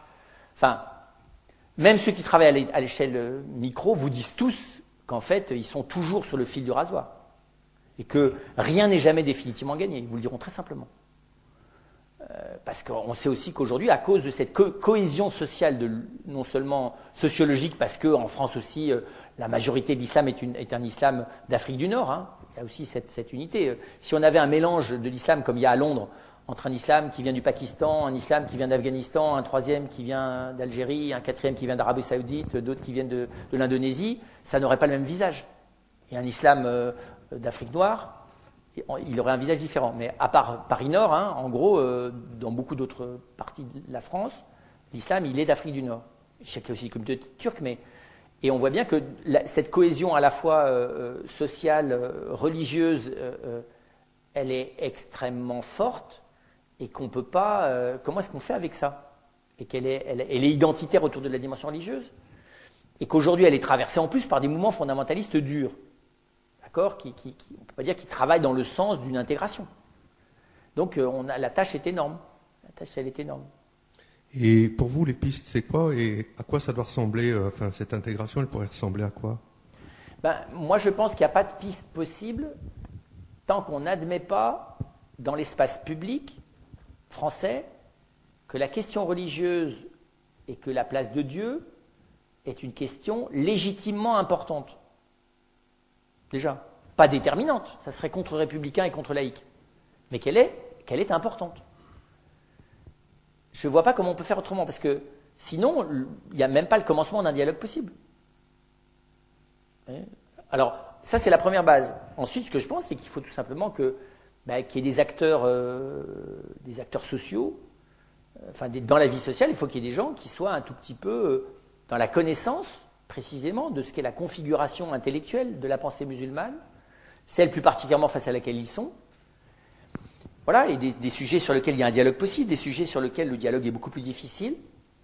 Et puis ensuite, c'est vrai que moi je vois difficilement comment est-ce qu'on peut, alors indépendamment de la question musulmane, considérer l'intégration autrement qu'à l'américaine, c'est-à-dire considérer que l'intégration dans un pays, ça passe par un certain nombre de conditions avant qu'on les valide, avant qu'on valide l'intégration. Avant qu'on vous donne la citoyenneté américaine, il faut que vous ayez été reconnu comme étant capable de vivre un certain nombre de respect de ce que c'est que la citoyenneté. Alors vous me direz, oui, mais à ce moment-là, il va falloir pas mal expulser pas mal de Français de souche, ça c'est sûr, c'est possible aussi. On en revient à la même chose, hein, c'est-à-dire que si comment vous dire ça, la civilité, hein, au sens de l'esprit civique, si la civilité des citoyens n'est pas exigée au moment où ils sont reconnus comme majeurs, Sur quelle base vous voulez qu'il y ait une quelconque identité de quoi que ce soit? Si les gens qui sont des gens majeurs sont les premiers à se contreficher complètement de la loi, du bien commun, qui pensent n'importe quoi de n'importe quoi, qui sont capables de faire des bras d'honneur aux gens qui représentent la République, qu'est-ce que vous voulez? J'allais dire, c'est une question globale, donc ça veut dire qu'il faudrait en revenir à qu'est-ce qu'on a choisi de vivre ensemble dans ce peuple qui est le nôtre? Ça, c'est une super question. Qu'est-ce qu'on fout là ensemble, pour être clair? Sur quelle base? Est-ce que chacun sa philosophie ou est-ce qu'il y a des éléments communs qui sont au moins des éléments communs, même si chacun va broder après ça des visions subjectives? Voilà. Quels sont ces éléments communs non négociables qui constituent la base de notre vie commune? Voilà. Et ensuite, est-ce qu'il y a un minimum de réquisites pour être reconnu citoyen à part entière de ce pays-là? Alors ça peut vous paraître parfaitement fasciste de parler comme ça. Moi je parle là en aristotélicien. Je ne vois même pas comment c'est possible de faire autrement. C'est ce que vous faites dans vos familles. Hein. Il y a un seuil d'insulte, quel que soit l'âge de vos enfants, où ils n'ont plus droit de présence dans l'espace familial. Toute communauté humaine a des règles. Derrière ces règles, il y a un minimum de vision commune de la personne humaine. Rêver qu'on va être dans une société pluraliste où n'importe qui peut penser n'importe quoi sur n'importe quoi et qu'à la fin, la seule mode de régulation, c'est l'obéissance à la loi avec les flics derrière, c'est tout simplement rêver que vous allez rendre adultes des adolescents uniquement par les flics. D'accord? La discipline n'a jamais rendu les adolescents adultes, tout le monde le sait depuis très longtemps. Donc, pour moi, l'islam, c'est beaucoup plus large. Ça nous renvoie à la problématique sociale, politique grave, dont il devrait être question actuellement manifestement, mais dont il n'est absolument pas question tout aussi manifestement dans cette campagne électorale. Voilà. Donc, je dirais, moi, je trouve ça intéressant. C'est un extraordinaire défi. Parce que c'est un défi qui est celui de notre identité, qui est celui de la question religieuse et qui est même celui de la mondialisation. Comment pouvons-nous oser parler de mondialisation quand il y a 1 milliard de musulmans et qu'on n'est même pas capable d'avoir un minimum de relations sensées durables avec ceux qui sont des fois au bout de la rue? C'est ça la question. On parle de la diversité, vous savez, dans toutes les entreprises, on est pour la diversité. C'est pas en rajoutant une chambre à prière pour les musulmans qu'on va faire de la diversité. Voilà, donc moi je trouve ça très révélateur. Voilà. Ensuite, c'est pas facile d'admettre toutes les questions auxquelles nous renvoie cette présence. Sans parler, là encore, extraordinaire travail à faire, quelle est notre relation avec l'autre côté de la Méditerranée? Notre relation à l'Algérie, elle est intrinsèquement et historiquement, depuis des siècles, à la fois problématique et elle ne peut pas éviter d'être fraternelle pour le meilleur ou pour le pire. Donc, vous voyez, même ça, on y est encore envoyé. Bon, moi, je trouve ça intéressant. C'est du boulot, quoi. De manière un peu différente, moi, il me semble que dans l'islam, il y a quelque chose aussi d'un enfermement que j'appellerais idéologique, dans le sens où il manque d'un retour au réel. C'est ce que vous soulignez, il me semble, quand on dit que finalement, il y a des contradictions avec la raison. Alors, on ne peut pas généraliser, hein, parce qu'un musulman vous dirait qu'il y a un réel dans lequel il est bien plus que le moyen des petits occidentaux, c'est la question de Dieu. Et c'est dans certains cas même certaines lois sociales. Hein. Je ne sais pas si vous savez que l'interdiction, par exemple, de l'usure en islam, hein, les a obligés à développer des lois extraordinairement complexes et très intéressantes, des réseaux bancaires qui précisément ne vivent pas du tout avec les mêmes logiques de rentabilité financière que les réseaux occidentaux, et qui, à mon avis, sur le plan éthique, sont extrêmement intéressants, parce que l'interdit de l'usure, c'était pas franchement bête. Hein. 2008 n'aurait pas existé si on avait maintenu l'interdit de l'usure, parce que c'était l'usure à la puissance illimitée. Voilà. Et donc, il faut faire attention des domaines. Hein. Il y a du génie dans l'organisation, enfin, à tous les niveaux, que ce soit artistique, que ce soit esthétiquement, que ce soit dans l'organisation sociale. Il y a beaucoup de choses extraordinaires. Allez vous promener en Afrique du Nord, ça se voit dans la géographie des lieux. Hein. Vous avez des villes dont l'organisation interne manifeste beaucoup d'intelligence humaine. Alors, là encore, la part d'incompatibilité entre la manière dont nous vivons le réel, c'est-à-dire un petit peu matérialiste, assez centré sur nous, et assez dans le ressenti immédiat, d'accord, et leur manière peut-être trop abstraite au sens de purement objective, qui fait pas assez part peut-être précisément à la part de liberté, de subjectivité, d'empathie, vous voyez, qui vivent peut-être trop sous surveillance du surmoi religieux. C'est possible. C'est aussi beaucoup l'islam d'aujourd'hui, en France. Hein, moi, je sais que quand vous allez dialoguer avec des berbères ou vous dialoguez avec un Touareg à Taman Rasset sur l'islam, vous ne sentez pas ça chez lui. Hein. Il est assez cool dans sa manière d'envisager les choses. Il est beaucoup moins doctrinaire. D'ailleurs, la communauté est moins oppressante, quand en plein désert, on n'est pas beaucoup. Et il a une manière de vivre l'islam, moi, avec lequel on se sent dans un tout autre type de rapport. Donc, c'est un peu la forme que ça a aujourd'hui. Hein. Je vous rappelle aussi que vous avez une population qui n'est pas très intégrée sur le plan économique, dont les activités économiques ne sont pas tout à fait toujours très légales, Donc il n'y a pas un niveau non plus de réflexion et de culture qui leur permettent de faire la part entre les éléments idéologiques et la part de l'autocritique. Mais vous pouvez rencontrer des musulmans au contraire intégrés, qui sont des gens remarquables, fins, intelligents et qui ont une distance critique et avec lesquels vous n'avez aucun problème de réalisme.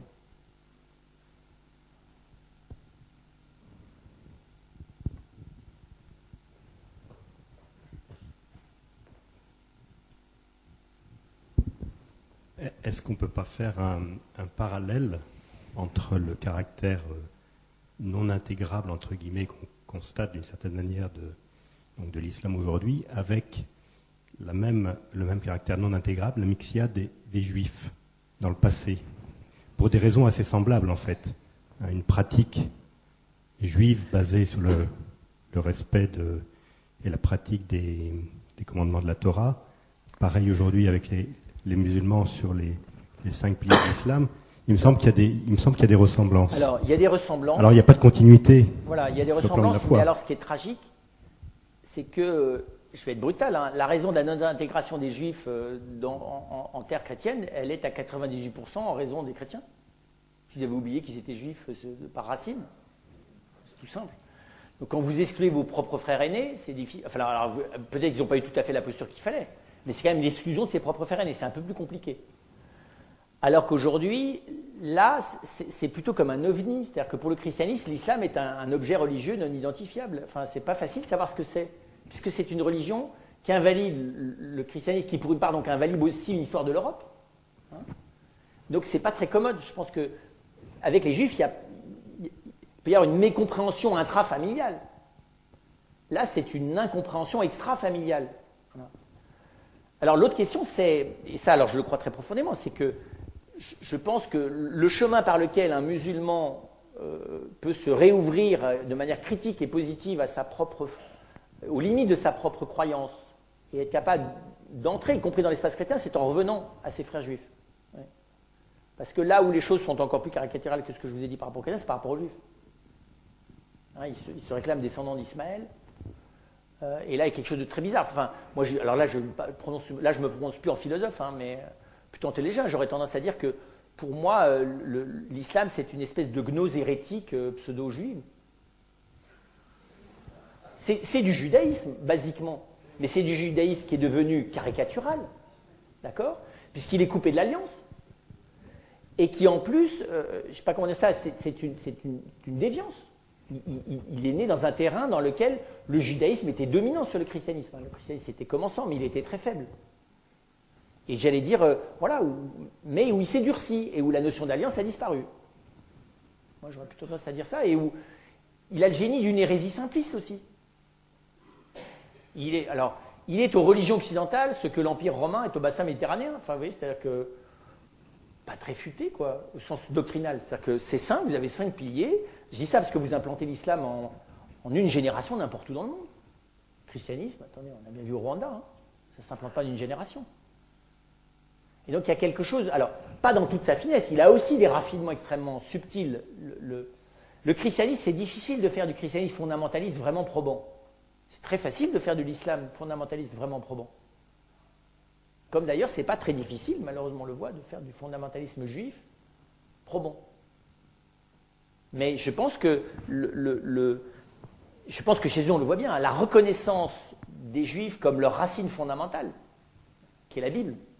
S'ils admettaient que le Coran, c'est du piratage, enfin, vous voyez, c'est du remix piraté, gaufré avec d'autres trucs qui viennent d'ailleurs, basiquement de la Bible, rendons à César, enfin, à nos frères aînés ce qui est à nos frères aînés.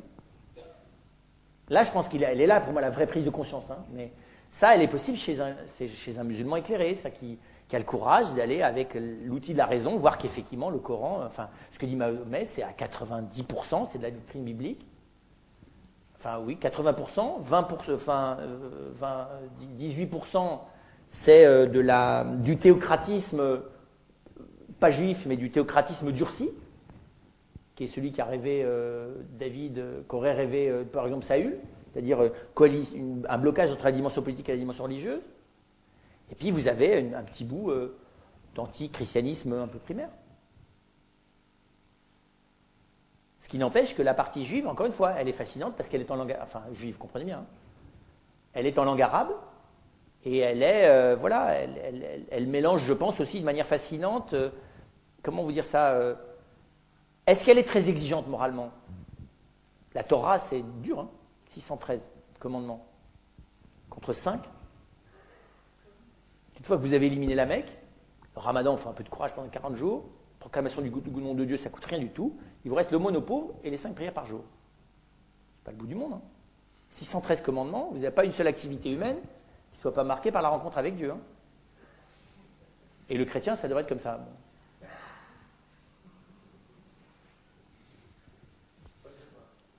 En quittant un peu la philosophie, en revenant terre à terre, en faisant un résumé excessif comme tout résumé, le Coran, c'est la vérité divine que tout musulman doit imposer à ses frères pour leur bien, de gré ou de force. L'intégration, pour moi, ça rime plutôt avec ferment de guerre civile. Quand on voit ce qui arrive aux communautés chrétiennes dans des pays prétendus modérés, certains qui frappent à la porte de l'Europe, je m'inquiète. Alors, on ne peut pas dire que là où il faut mettre des nuances dans ce que vous dites, c'est sur le degré ou de force. Hein, parce que la forme de force, c'est quand même la forme, pour le coup, la plus obscurantiste. Et l'islam n'a pas une histoire qui est que composée d'obscurantisme. Donc, pour le coup, l'islam, sans être extrêmement élaboré, chez beaucoup de musulmans, considère qu'évidemment, il faut proclamer la vérité. Mais il ne s'agit pas de l'imposer de force, parce que de toute façon, la vérité, on ne peut pas l'imposer de force. Et donc, ça, pour le coup, ça relève de ceux qui ont un peu de bon sens. Et donc, à partir du moment où on ne peut pas l'imposer de force, de toute façon, c'est sûrement pas en supprimant les gens qu'on va faire avancer les choses. Parce que, à la limite, on interrompt la possibilité qu'ils auraient de comprendre ce qu'il y a de vrai dans l'affirmation donnée par l'islam. Donc, je pense que il peut y avoir il y a certains lieux dans le monde où il y a un islam modéré qui fait ce que font les chrétiens avec l'évangélisation. Hein. C'est-à-dire qu'ils annoncent ce qu'ils croient, ils le font des fois de manière démonstrative et collective, mais il n'y a pas nécessairement d'agressivité et de violence. Bon. Ensuite, ce qu'il faut reconnaître, là où vous avez raison, c'est que le Coran peut cautionner sans difficulté parce qu'il y a du théocratisme dans le Coran, alors qu'il n'y a aucune justification théocratique qui tienne durablement ni dans la Première Alliance, enfin ni dans les écrits de l'Ancien Testament, ni dans les écrits du Nouveau Testament. Il y a impossibilité d'appuyer réellement sur le texte biblique un quelconque théocratisme, même s'il y en a eu, vous le savez, en terre chrétienne, par exemple, avec l'empereur de Constantinople. Et une certaine forme de la papauté à certaines époques du début du christianisme. Mais concrètement, donc, effectivement, on peut trouver des justifications, mais je ne crois pas que l'équation soit absolue.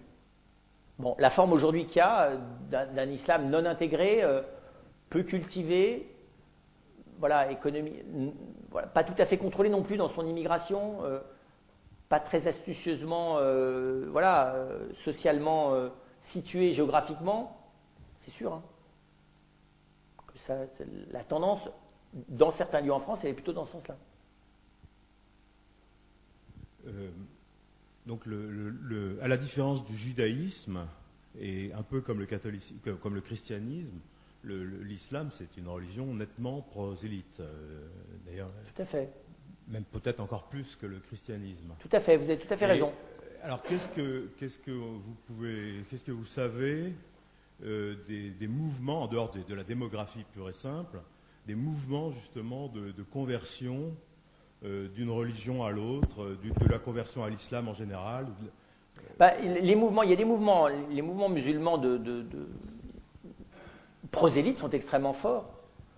Alors, on sait qu'en Europe, ils sont majoritairement dans le réendoctrinement. Hein. Donc, aujourd'hui, en France, n'importe quel petit jeune d'une famille un peu trop intégrée va se retrouver à se voir proposer par ses petits camarades d'aller à l'école coranique.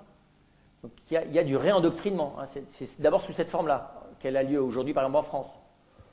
Le prosélytisme envers les non-musulmans, elle n'est pas énorme. Enfin, je sais bien qu'on va vous citer quelques exemples de gens qui sont convertis à l'islam. C'est quand même très, très, très minoritaire. Il y a beaucoup moins de gens qui se convertissent à l'islam que d'adultes qui se convertissent à l'islam par an, que d'adultes qui demandent le baptême en France. Par contre, évidemment, là où ce prosélytisme est fort, c'est par exemple en Afrique noire. Il est encore très fort. C'est aussi en Asie. En Asie centrale, il y a des lieux en Asie, en Europe, enfin entre l'Europe centrale et l'Asie centrale, où là encore, il y a des mouvements de. Mais est-ce que c'est de la conversion? Est-ce que c'est l'endoctrinement? Vous savez, les Caucasiens, on a des frères nous, au pied du Caucase, ils vous disent, de toute façon, nous on est Caucasiens. À un moment donné, on était chrétiens, maintenant on est musulmans, mais on est Caucasiens. Voilà, donc, mais là où je pense où il se développe le plus, c'est en Afrique noire. Là, oui, je pense on a des frères, nous, en Togo, en Côte d'Ivoire, les frontières bougent, hein, et elles ne bougent pas à l'avantage du christianisme. Voilà, donc là, oui, il y a encore une dimension prosélyte. Le prosélytisme, en christianisme, il est très présent, notamment dans les mouvements évangéliques. C'est vrai que certains ont comparé les outils très modernes dont se sont servis, et les évangéliques, et les prédicateurs musulmans dans les 30 dernières années, pour précisément développer ce prosélytisme. Je pense malheureusement que le prosélytisme, quand il a cette forme-là, évidemment, est rarement profond. Voilà, donc il est très souvent de surface. Je n'arrive toujours pas à répondre à la question, est-ce qu'on adore le même Dieu? Alors, on adore parce que vous nous avez dit, la raison, c'est évident, s'il n'y a qu'un seul Dieu, et que musulmans et chrétiens, on croit qu'il n'existe qu'un seul Dieu, bah forcément c'est le même, ça c'est la raison qui nous l'impose. Mais en fait, donc l'islam c'est le Coran, nous, notre Dieu nous a été révélé par les Écritures et par le Christ. Est-ce que dans la description de la personne de Dieu, est-ce que c'est bien le même? Mais précisément, d'abord, ça ne se décrit pas, la personne de Dieu, parce que déjà, une personne, ça ne se décrit pas bien, puis alors celle de Dieu encore moins. Mais comment vous dire ça? Encore une fois, les formulations sur, d'abord, le musulman, il n'a pas la prétention de vous dire autre chose que Dieu est un, absolu, simple. Il n'a pas grand-chose à vous dire d'autre. Hein. Après ça, il va vous donner les 99 noms de Dieu, hein, mais qui sont des noms, encore une fois, que la raison peut reconnaître. Ce que le chrétien m'affirme sur Dieu, il ne me l'affirme pas au nom de sa raison. Et quand il me l'affirme, il ne me l'affirme pas du tout sur le même registre que le musulman qui m'affirme ses 99 noms de Dieu. Et puis, moi, je vois pas. Vous pouvez vous adresser de deux manières totalement différentes. Vous pouvez même vous tromper sur la personne si c'est la même personne que vous adressez. Donc moi, je vous dirais, le musulman sincère qui cherche à adorer Dieu, il adore évidemment exactement le même Dieu que le chrétien sincère qui cherche à adorer Dieu, comme l'agnostique qui tout d'un coup croit que Dieu existe mais qui ne se reconnaît d'aucune religion et qui essaie de se tourner vers lui, comme l'hindou de la bhakti qui se tourne vers Dieu. Voilà, et qui. Je pense que. Alors après ça, c'est vrai que la profondeur avec laquelle cet acte a lieu dépend effectivement de la manière dont mon intelligence et mon cœur sont guidés pour aller vers lui. Ça, vous avez raison. Et il y a quelque chose dans le christianisme, quand il est vécu à fond, qui pour moi, je pense que ça, la raison peut aussi l'identifier, qui va plus loin, en tout cas qui a l'intention d'aller beaucoup plus loin que ce que le musulman, que la manière dont le musulman est guidé vers Dieu. C'est pour ça que je vous disais de nouveau que quand Al-Hajj s'est mis fort de cet effort d'adoration à dire ce qu'il découvrait dans cette relation à Dieu, il a commencé à dire des choses quasi chrétiennes, ça ne s'est pas bien passé pour lui, mais c'est vis-à-vis de la doctrine de l'islam. Voilà. Donc pour moi, c'est bien. Al-Hajj n'a pas dit je m'étais trompé. Et je pense que quand Al-Hajj ou Kabir disent des choses sur Dieu, ils sont très proches, on voit bien, ils sont très proches de ce que des mots judéo-chrétiens diraient du mystère de Dieu dans son amour. Voilà. Alors ensuite, ça ne veut pas dire qu'on y accède de la même manière, on n'y accède pas à la même profondeur, ça je ne vais pas vous dire l'inverse. Il y a une manière d'accéder à Dieu dans le Christ, qui pour le chrétien est une manière immédiate, d'une simplicité surtout, et entre guillemets, d'une sûreté et d'une simplicité, alors que c'est vrai que le musulman, il demeure dans une ignorance très craintive de Dieu, comme on l'a connu, nous, de manière à mon avis non chrétienne, mais en christianisme, rappelez-vous, on ne se souvient pas de nos arrière-grand-mères, mais elles étaient quand même dans un rapport à Dieu, et souvent, ils s'adressaient à la Vierge Marie, parce que Dieu, ça faisait trop peur. Jésus-Christ, c'était... Dieu le Père, on n'en parle pas. Jésus-Christ, ça va bien, mais ça avait mal fini pour lui, donc on s'adresse à sa mère, parce qu'au moins, là, il y avait de la compassion active. Je caricature un peu, hein, mais soyons clairs, je veux dire... les temps n'étaient pas très loin, ou vous-même encore, quand vous êtes à Paris, dans les chapelles latérales des églises, les gens ne viennent jamais à la messe, mais ils viennent mettre des petites bougies partout, à Sainte Rita, Saint-Antoine de Padoue et la Vierge Marie.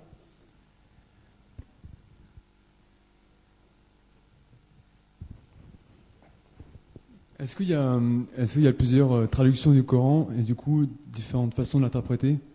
Parce que moi je vois dans les musulmans que je peux rencontrer tous les jours, j'ai l'impression qu'ils sont aussi tolérants que moi vis-à-vis des autres religions. Et du coup, est-ce qu'on peut dire entre guillemets que c'est des mauvais musulmans ou est-ce qu'il y a une religion musulmane modérée? Alors, il y a plusieurs questions. D'abord, la première, il y a un Coran dans un arabe littéraire.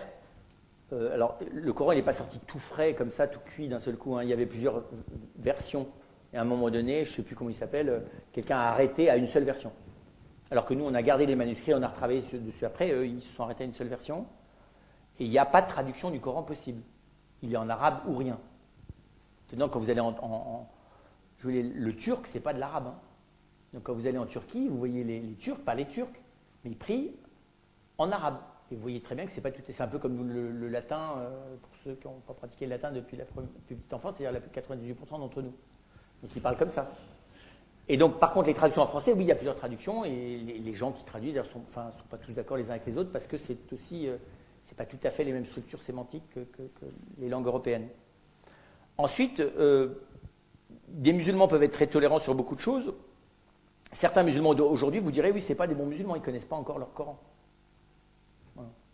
Et c'est vrai que ils ne sont pas tout à fait les mêmes, les jeunes, quand ils sont passés par l'école coranique de manière un tout petit peu assidue. Ils ne disent plus tout à fait les choses pareilles. Notamment par rapport au christianisme. Ils viennent vous expliquer gentiment tout ça. Enfin, encore une fois, en France, c'est un peu caricatural, hein, parce que, encore une fois, l'endoctrinement en France, il n'est quand même pas de très haut niveau. Il faut quand même être honnête, à part à la mosquée de Paris. Donc ils vont venir vous expliquer gentiment que de toute façon, votre Bible, c'est pas la bonne, que c'est pas vrai que Jésus est mort sur la croix, ils vont vous expliquer tout ce que vous devez croire. Avec une naïveté touchante. Mais ça, voilà, c'est quand ils ont été un petit peu reformatés. Sinon, de jeunes musulmans plus intégrés, voilà, c'est souvent au moment du mariage ou des mots comme ça où les choses réapparaissent. Et puis vous avez des musulmans libéraux, qui ont la foi musulmane, ils considèrent que Mahomet est un prophète, que Jésus aussi est un prophète, et puis ils ne s'aventurent pas trop dans ces questions-là, pour beaucoup d'entre eux. Parce qu'ils ont bien compris que ça risque de devenir un petit peu chaud si on s'aventure là-dedans. Donc stratégiquement, ils essaient de profiter à fond de la vie telle qu'elle se présente à eux.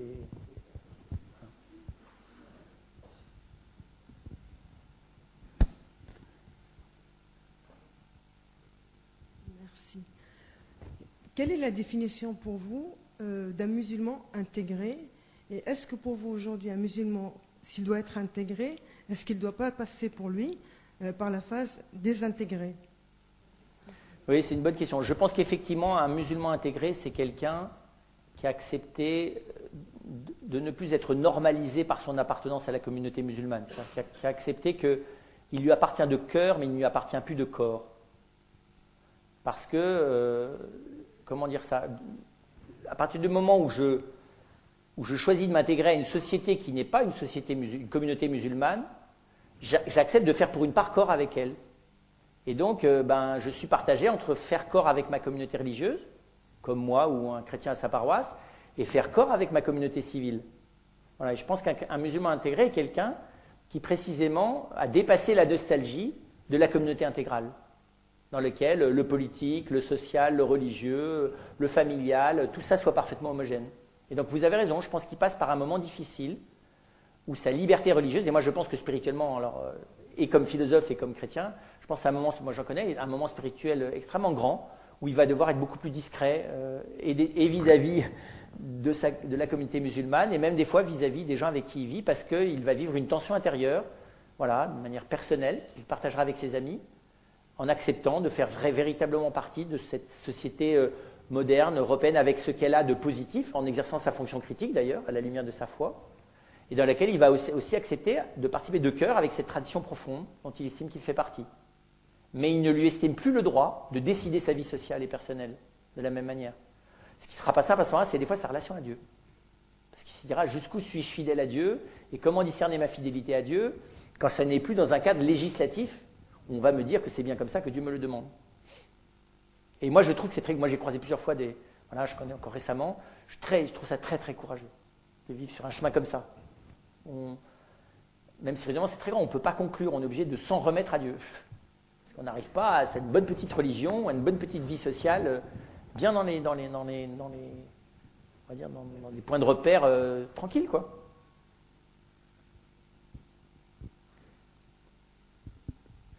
Vous parlez de la connaissance de Dieu comme chemin pour aller vers le salut pour les musulmans, et est-ce que c'est pas, enfin, quelle est leur connaissance, enfin, qu'est-ce qu'ils attendent de la connaissance de Dieu, étant donné que nous, notre connaissance passe par la formation, l'intellect. On n'a pas l'impression que de leur côté, ils mettent beaucoup d'intérêt dans la formation, et puis même la lecture du Coran, là, qui est pour nous peut-être un exemple, lu tous les ans en entier. Est-ce que c'est vraiment compris? Est-ce que c'est vraiment analysé? Alors là aussi, c'est très variable. Enfin, oui, c'est comme en christianisme d'ailleurs. Hein. Le chrétien, il est censé croire qu'il est sauvé par Jésus-Christ. Il y a beaucoup de catholiques. Voilà, jusqu'à récemment, Jésus-Christ, c'était pas tellement une question pour eux. Sans parler du reste. Mais on va dire que si la connaissance de Dieu, d'abord, elle est rassemblée dans la shahada, c'est-à-dire dans l'affirmation que voilà, Dieu est miséricordieux, qu'il est tout-puissant et que Mahomet est son prophète. Elle est résumée là. Ensuite, pour la développer, cette connaissance, la lecture du Coran sert, mais pas que la lecture du Coran, la lecture des hadiths, la lecture des sages, la lecture des commentateurs, la lecture l'écoute des spirituels. Donc il y a toute forme, et dans les traditions soufis, il y a même, encore une fois, il y a des écoles de spiritualité. Donc il y a une vraie formation spirituelle à la prière, à l'approche intérieure de Dieu. Donc ça peut aller très loin, cette recherche de connaissance. Je soulignais simplement la différence que pour le chrétien, la connaissance n'est jamais suffisante. Il y a quelque chose de l'abandon, il y a quelque chose de la reconnaissance de mon insuffisance, il y a quelque chose du pardon, quelque chose de se laisser prendre par l'autre, quelque chose où l'autre vient pas m'aider à faire les choses, il vient faire quelque chose que je ne peux pas faire. Donc il y a une espèce de coopération intime, on va dire ça comme ça. Ensuite, c'est vrai qu'il y a un islamisme fondamentaliste, mais c'est vrai aussi de certains mouvements chrétiens fondamentalistes aux États-Unis, par exemple. Ou les témoins de Jéhovah, hein, pour prendre un exemple, parce que les témoins de Jéhovah ne sont pas tout à fait chrétiens, mais enfin dire c'est des para-chrétiens avec une dimension extrêmement fondamentaliste, ou les mormons, qui sont un peu des fondamentalistes chrétiens. Bon. Et là, on voit bien que la dimension, il y a d'un côté la connaissance scientifique et les études qu'on fait, puis il y a une espèce de monobloc là, qui est une lecture un peu primaire du Coran et de la... Voilà. Donc, mais ça, c'est la forme qu'on trouve ici, quand il n'y a pas eu encore de formation un petit peu approfondie.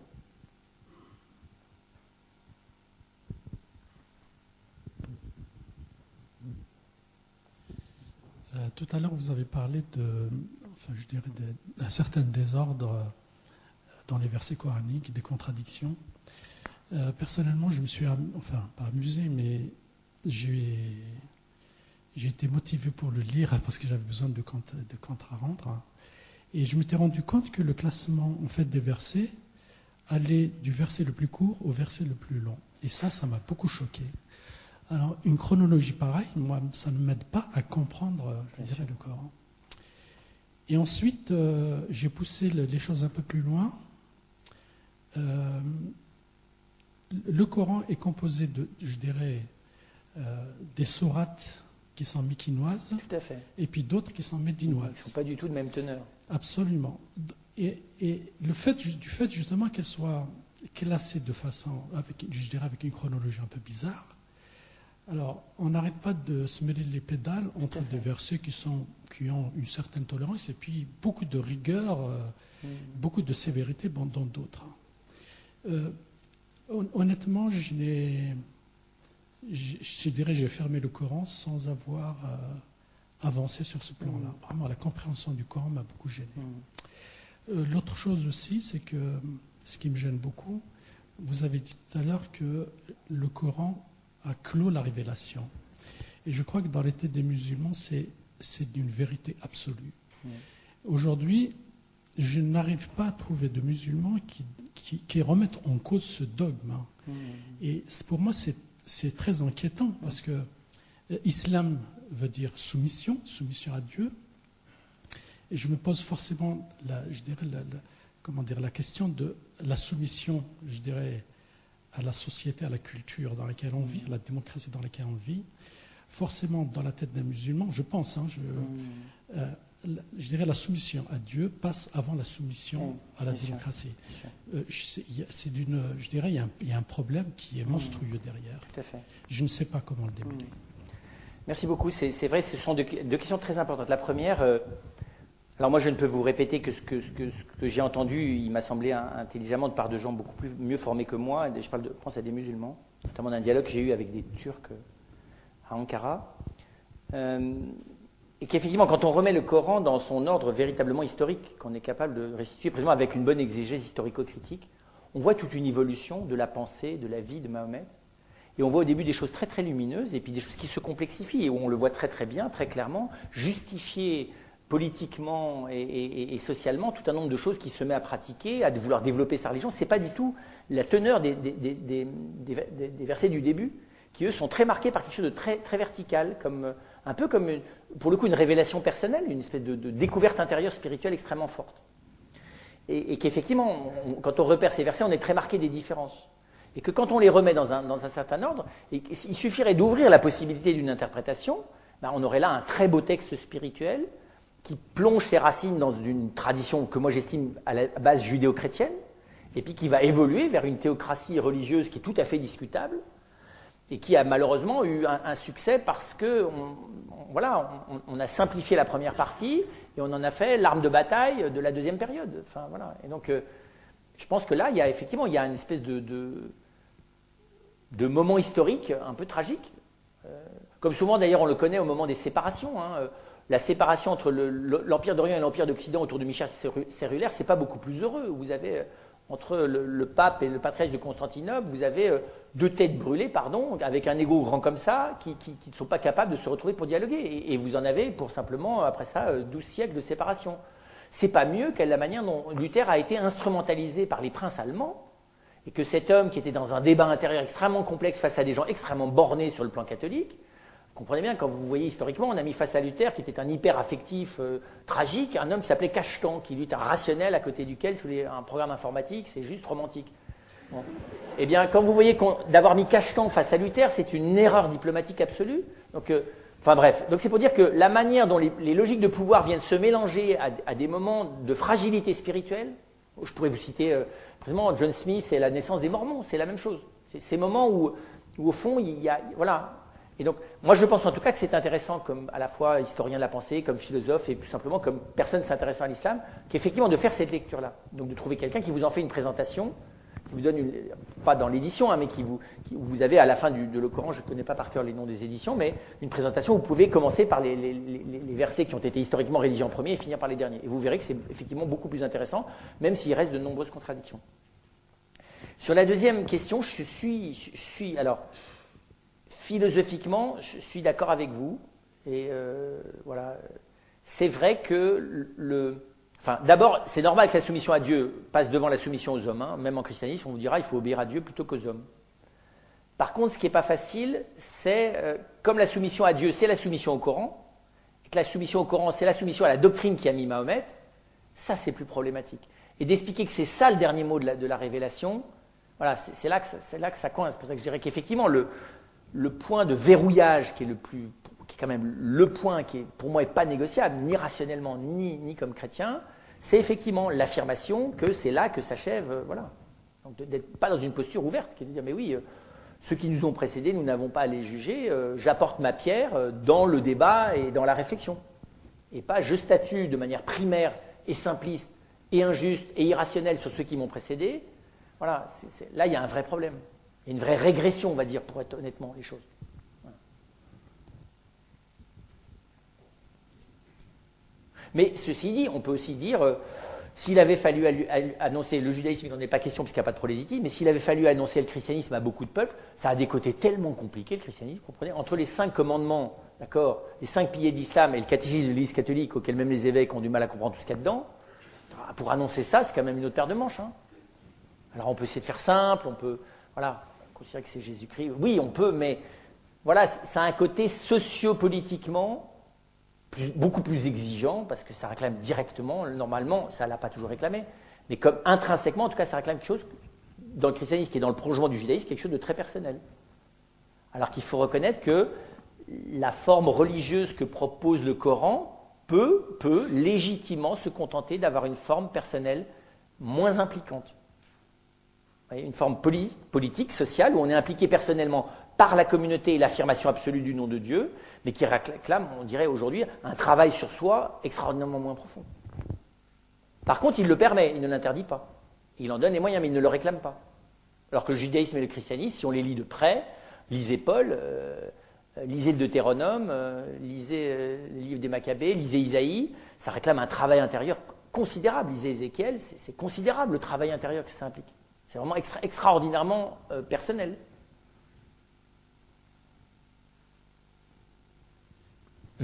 Comment expliquer que cette ignorance craintive des musulmans ait encore tant d'emprise sur eux et que, alors que, comme vous le disiez, c'est un peuple qui a une longue histoire, beaucoup de génie, etc., et qui s'interdisent encore aujourd'hui autant l'accès à la raison et à la lecture raisonnée, raisonnable du Coran. Et on voit, quand les chrétiens ou quand certains musulmans ont le courage de lire le Coran, que ça leur ouvre les yeux sur une sorte de mascarade, en fait, dans laquelle ils étaient un peu enfermés, en fait, à se soumettre de cette manière à Dieu. Alors, mascarade quand il s'agissait d'une doctrine primaire, hein, pas mascarade quand il s'agit de choses plus élaborées. Alors, c'est vrai que historiquement, on voit que, encore une fois, hein, il y a une période où la raison était là et où il y avait vraiment plein d'espérance. Hein. Cette période où Thomas d'Aquin écrit encore Contra Gentiles, contre les gentils, mais avec une argumentation envers les croyants de l'islam.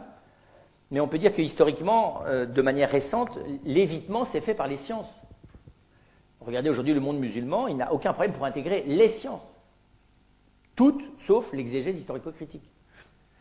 Donc ils n'ont pas de problème pour intégrer les mathématiques, enfin toutes les sciences lourdes, mais même toutes les sciences humaines. À condition, même l'histoire, à condition que ça ne soit pas l'analyse littéraire historico-critique. Voilà. Donc, je suis d'accord, là il y a un problème. Bon, je pense que c'est un évitement qui n'est pas tout à fait honnête, qui fait qu'on fait droit à la raison quand même. Donc, on va vous dire, bah oui, on est quand même intéressé. Oui, mais est-ce que sur ce point-là.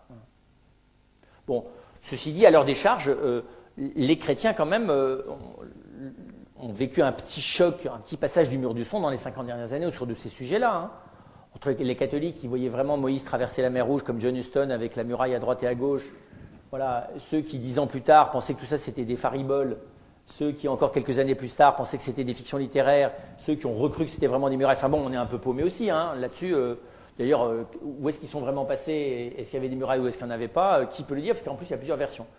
Voilà. Donc, c'est pour dire que là-dessus, je dirais, les obliger à conclure, ne leur mettons pas trop la pression.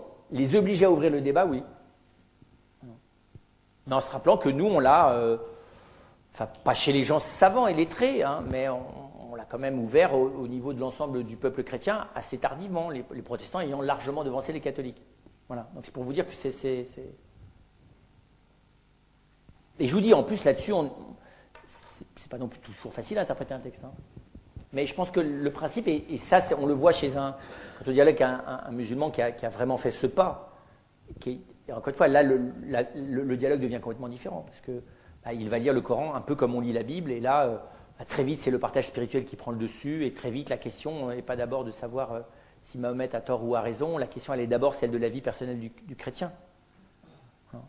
Et souvent même, des fois, quand on dialogue à ce moment-là, le musulman voit bien que le Christ ne se pose pas du tout au même endroit dans la vie du croyant, ou dans la vie de l'homme, que se pose Mahomet, il n'est pas du tout situé au même endroit.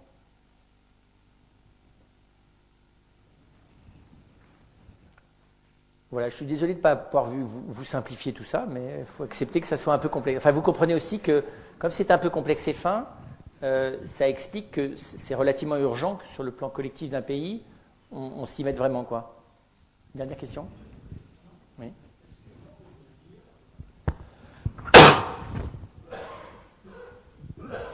Juste une dernière question. Est-ce que vous pouvez me dire s'il existe un dictionnaire épistémologique de la langue arabe ? La question, elle est simple. Hein. Elle est simple. Parce que dans le Coran, il est dit que la révélation s'est faite en arabe, dans un arabe pur. Tout à fait. Or, il y a eu des analyses qui ont été faites, par exemple, par des coptes, par des chrétiens.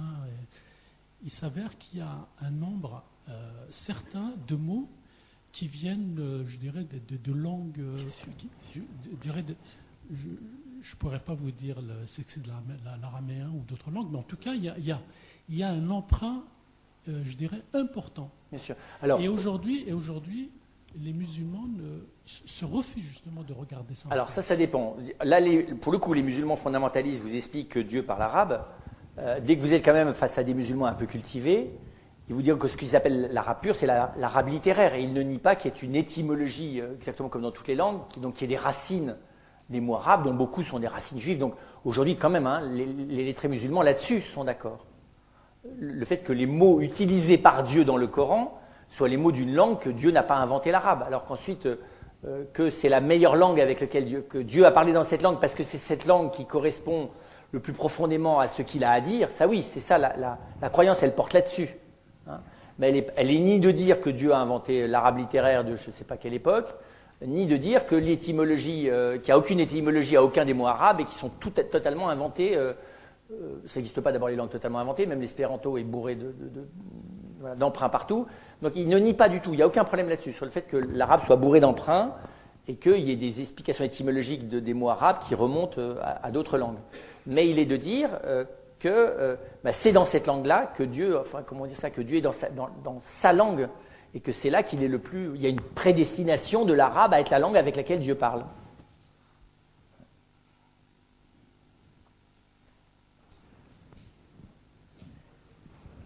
Merci bien, bonne soirée.